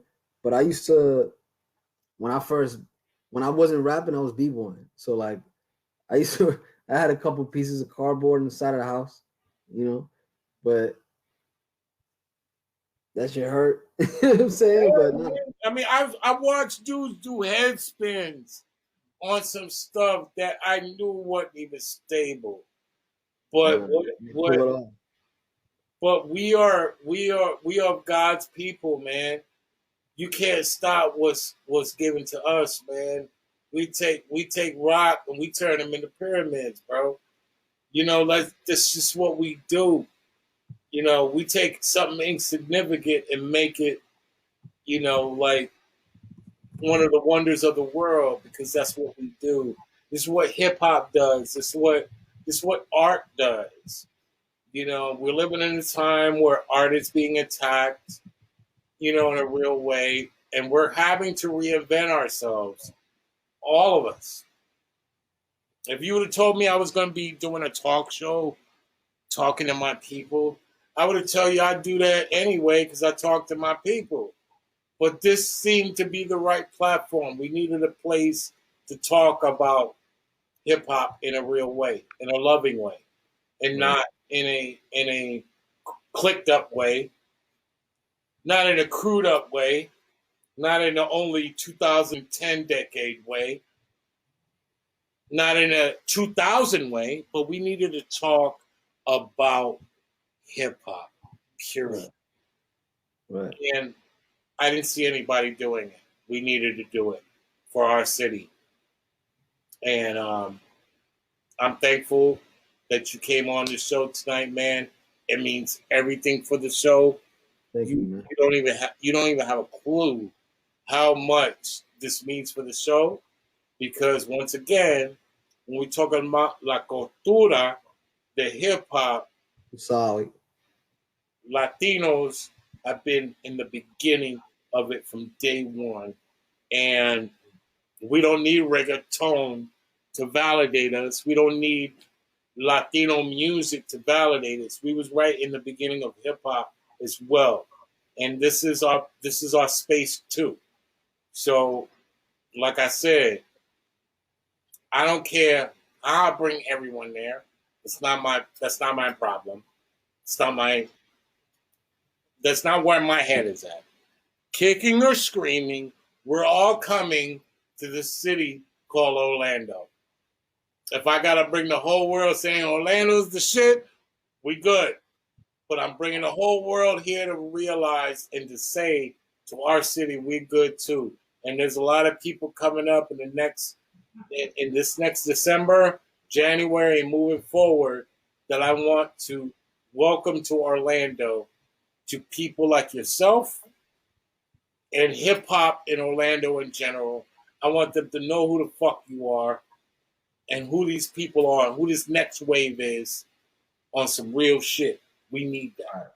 Right. We're they like fundamentally, you know what I'm saying? I'm always about the scene, the city, because it inspired me, you know. So I'm always gonna be about that. That's why I wanted to sit down with you. Once the albums are out, I want to sit down with you again because you're gonna hear them. We're gonna have a different conversation. You already But know, brother. you know, I'm always about the betterment. You know what I mean? I look at it like we're pillars, even though we might not know that we're pillars during that time. You know what I mean? So like because I've done things and stopped and then see what happens. So you know that consistency. I'm sure you're seeing it right now with this show right here.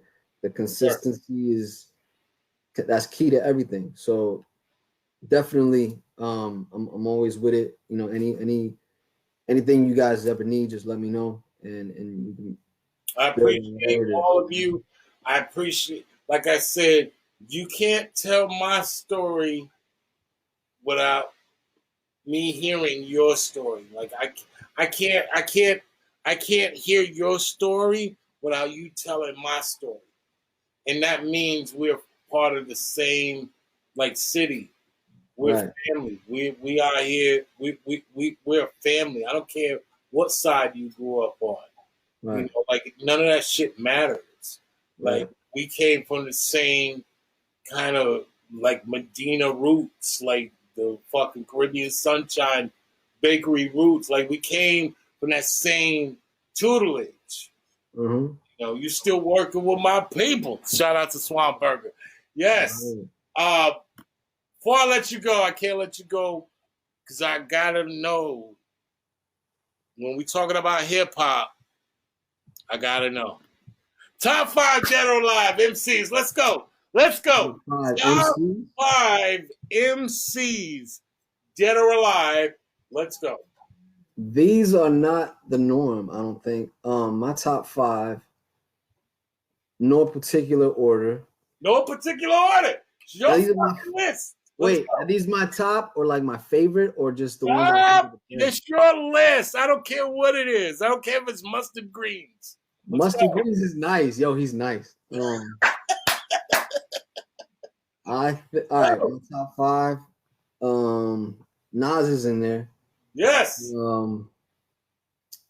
Royce the 5'9".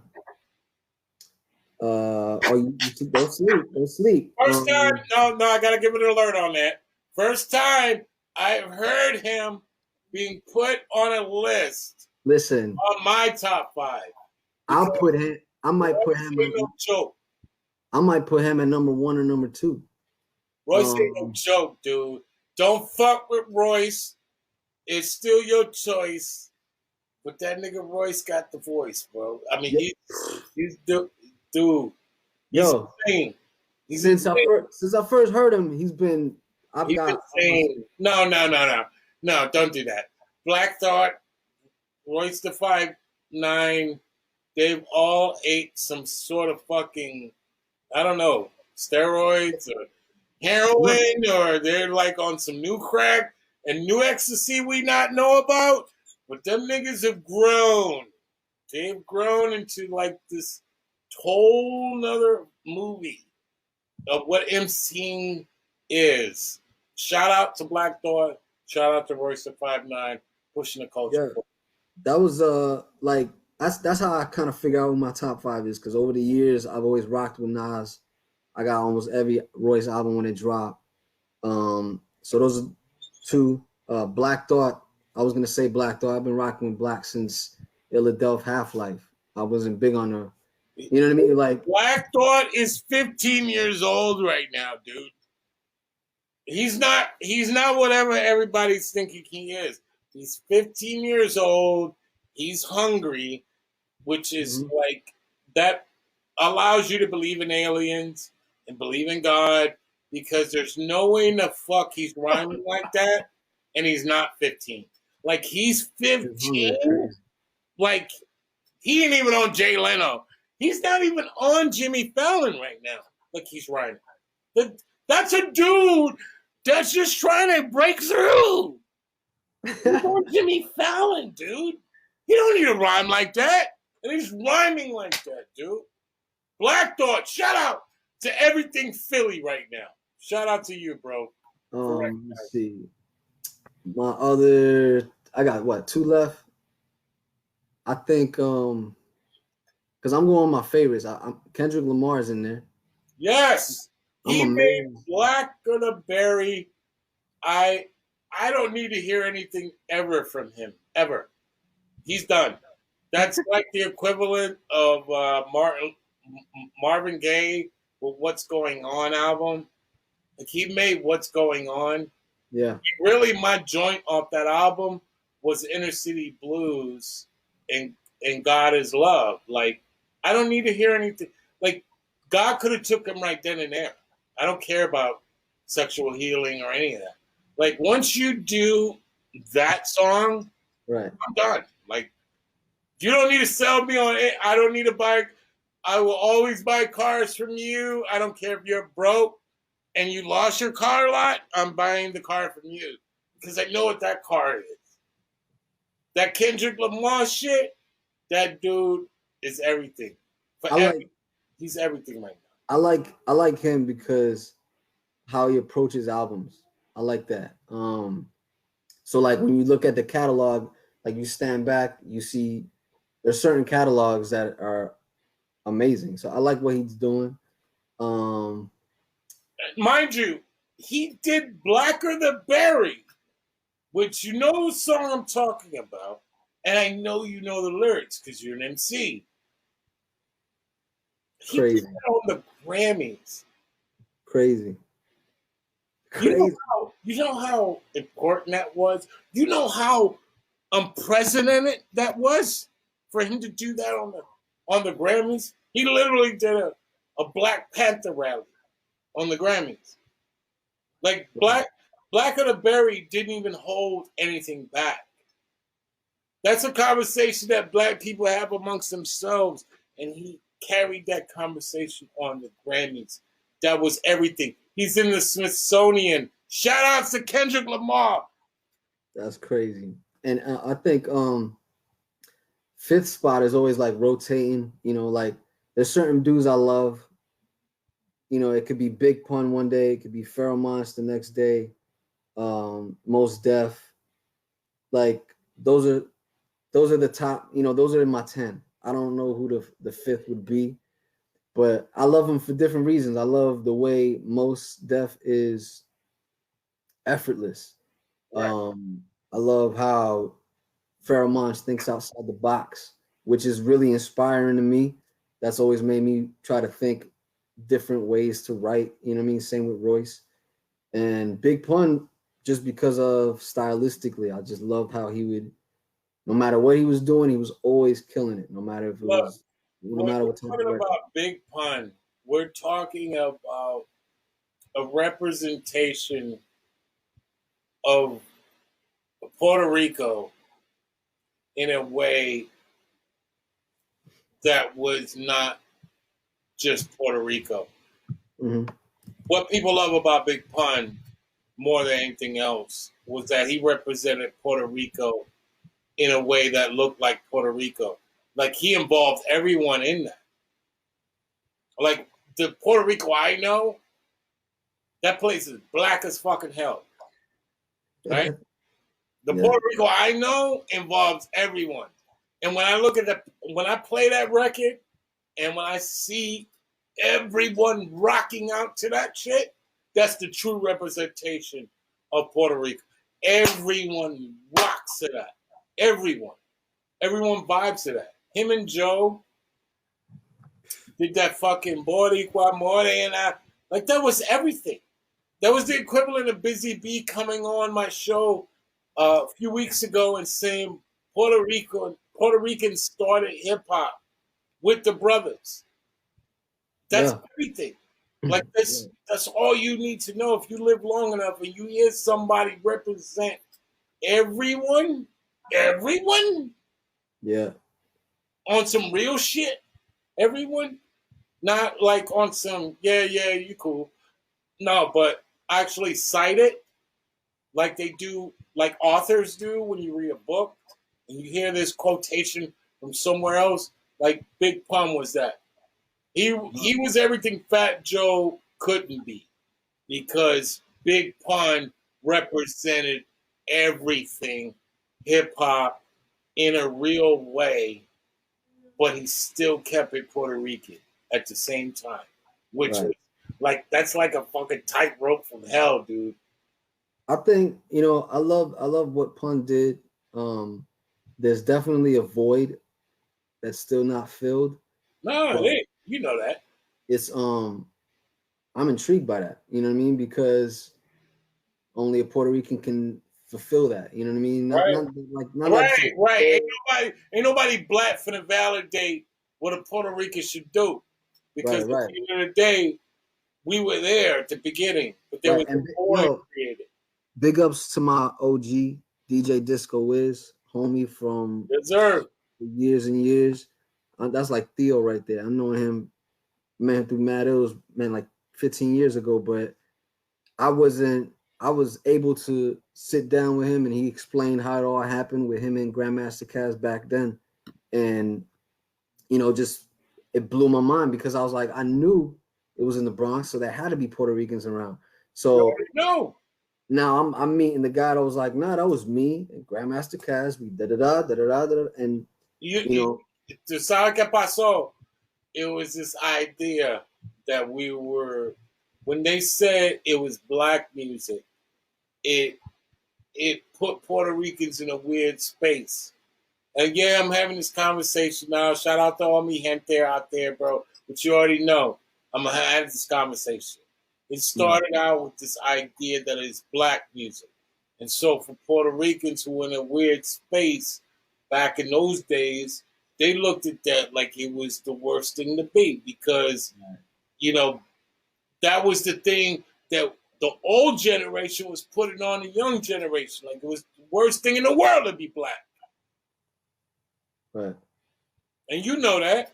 And, because they think that you're not representing your culture specifically. We are black. We are. Well, I know, but I'm just saying, like, we're all black. There's no even fucking way out. I know that you ain't. I already know that. I'm talking about like we're all black. The people that are, like you said, who are teaching us. Right. They're not viewing it through that same scope. They're viewing it like, wait, what are you doing? What are you doing with what you're doing over there, man? You know what I'm saying? Like, what is that? Right. And it's like, oh, well, we just all, you know what I mean? I'm sure at the time they were like, oh, that's my friend, and we're just kicking it. And it's like, oh, what you doing in that neighborhood? I know that was happening. You know what I'm saying? Because my pops has said that to me. All over the country, bro. Especially New York and Florida. That's where it was happening at, man. Right? Like, so like when I would go to the studio when I was a youngin', I go to a neighborhood that they didn't want me at. You know what I mean? My pops was like, oh, what are you doing? You rapper now? You know what I mean? So like I can imagine during the beginning of hip hop, the older generation was looking at, people that were there, you know what I mean? And talking to them like they're crazy. Like, what are you doing? But, it's not their fault because they didn't know it was gonna become hip hop. You know what Right. I'm saying? None of us knew. That's the dope shit about it. Like we was just talking about earlier with the answers. Um, it's our human nature to want answers. We gotta have everything figured out. We gotta know what we're gonna do tomorrow. But that's not the fucking answer. No. Sometimes it's a collective answer. Sometimes it's a collective idea of unknowns that we all share, and then we're like, you might have a piece of the answer, but you need to go meet these people to get the rest of the answer from. Right. And that's that unity. That's that love shit. That's that hip hop shit. You know, you might rap, but you need Swan to produce it. That's the hip hop shit. Like we have bits and pieces, taking pieces of bits, all the hip hop hits. Like we take those pieces and we turn it into something. Same thing with La Boricuas. We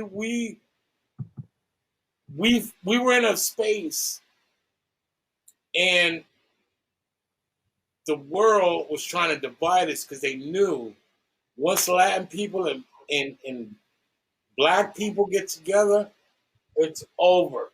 Right. It's over. It's over. There's no fuck. We're the majority.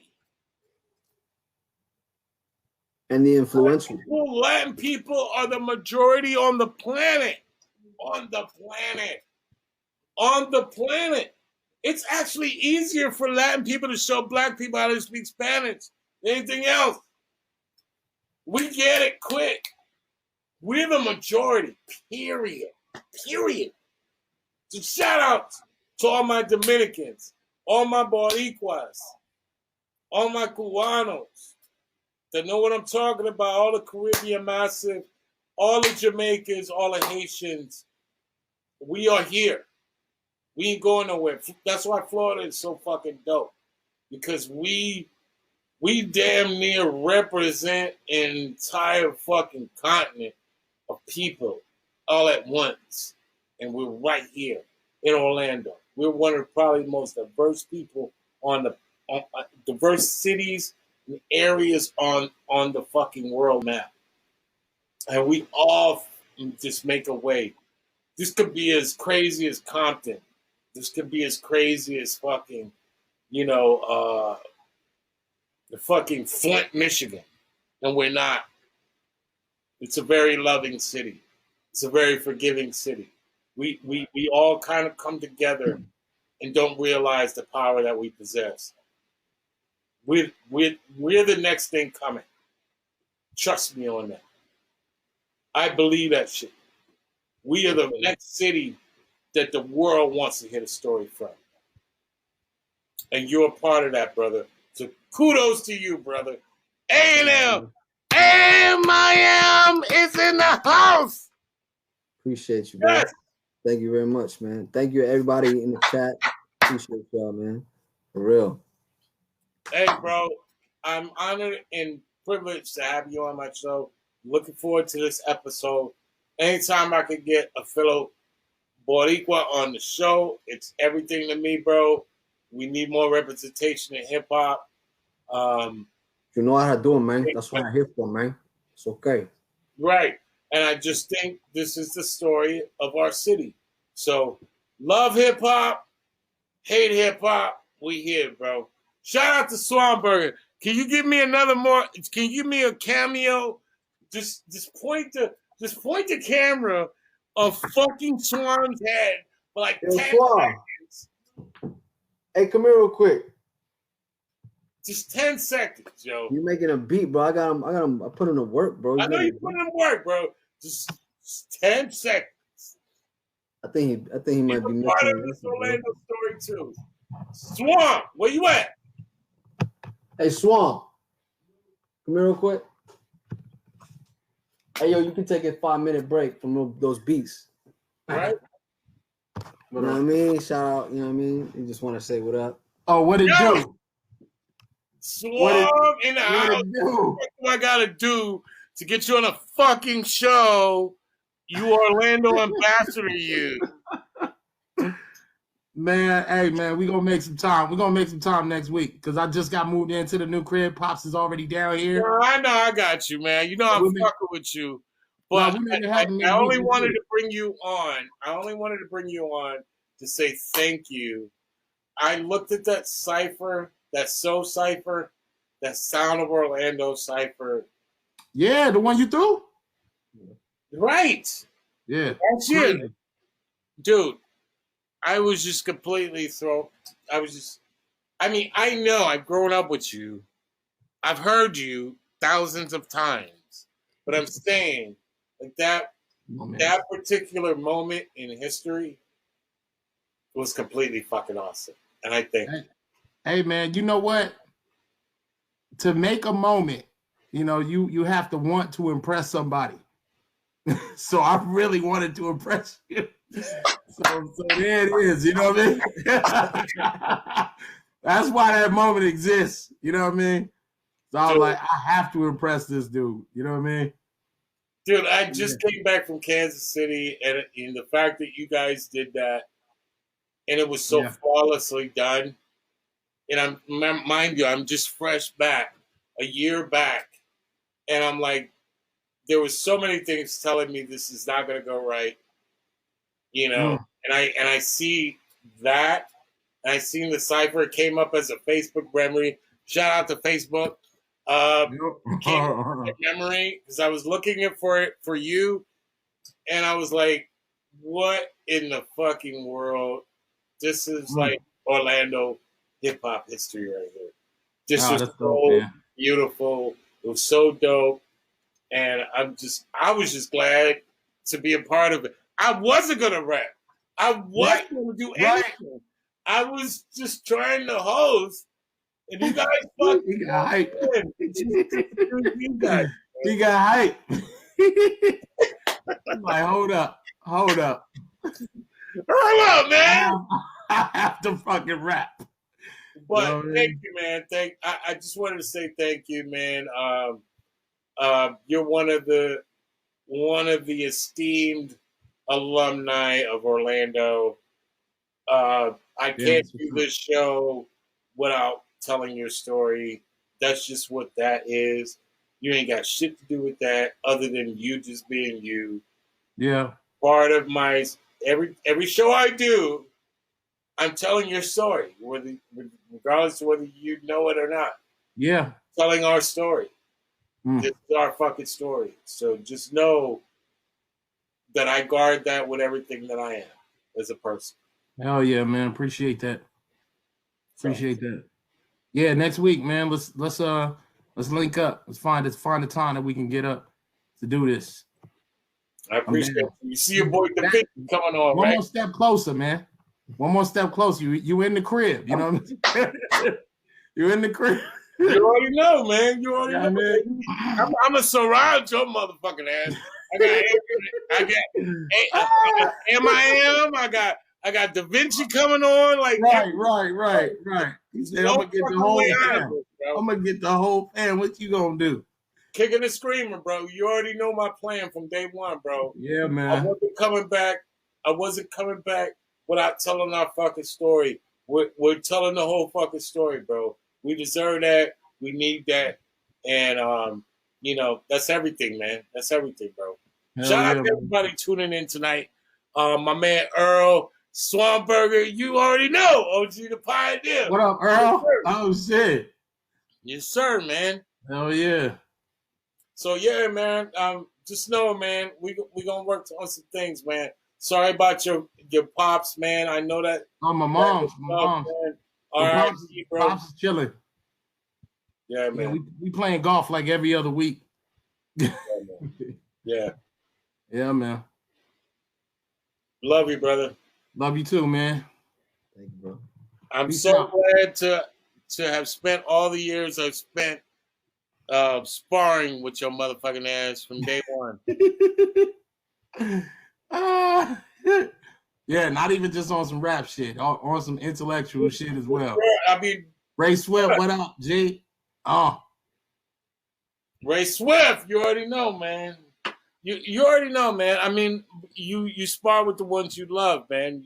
Yeah, man. That's just what that is, bro. I mean, I've been honored to grow up around any one of you, man. Because like I said, same. You know how I looked at my city. You know from day one. Yep. Like, and a lot of times I felt like I was alone. And y'all said, "Nah, man, fuck that. Yep. You ain't alone, dude. Same, man. We got you." Damn. Yeah, some deep roots, man. Yes. Deep roots. You definitely are the sound of Orlando for real. Shout out to Farburger. Shout out to my man Amiam in the motherfucking building representing hip hop, the future of hip hop in Orlando. Please believe me. If you don't know about Amiam, please check us out. Check this shit out. Where can they find your stuff right now? Please tell the people. The music's iTunes, Spotify, all that. Or you can go to amiam.bandcamp.com. I got exclusive stuff on there. That's about it. Everything's at Amiam Hip Hop if you want to follow me online. But yeah, everything at Amiam Hip Hop. AMIAM Hip Hop. Hey man, once again, bro, privilege, honor. Thank you. Part of the city. There's no fuck way I'm doing a show without you not being on the show. I don't give a damn if I had a fucking send Jehovah's Witness to your house on a day-to-day basis. You're gonna know I'm asking you to be on the show. But all jokes aside, bro, thank you for coming on the show and telling your story about Orlando in a beautiful way, man. We appreciate that. Thank you, bro. Appreciate y'all. Thank you, everybody. Big ups to everybody. Hey, give it up for Am on the Sound of Orlando show. You already know, brother. Word. Big ups, my bro, DJ Rome. You now tuned in to the Sound of Orlando show. Am. Peace. Let's go. Yes. Sound of Orlando show with your boy, Rome. Shout out to everybody that was on the check-in. My man, Earl, Big Earl. You know you coming on the show here soon, bro. I can't wait, man. Shout out to Ray Swift on the show, too. Yo, all my people, Strange. My man, Sidney Portier, who's on the show tonight. My man, Rob. Shouts out to DJ Quest. Everybody that was on the show tonight. Al Chanel, let's go. You know what we're doing tonight. It's all about the Sound of Orlando show. It is a Monday. I'm literally celebrating because it is December, and it's all about our people right now. It's all about our city. We're the ones going through this right now. So let's unite as a city. Let's get together. Let's do this, man. Let's come together as a city, man. You know we're waiting for it, man. You know it's our time to do it. Shouts out to everybody on the check-in, man. This is the Sound of Orlando show. Let's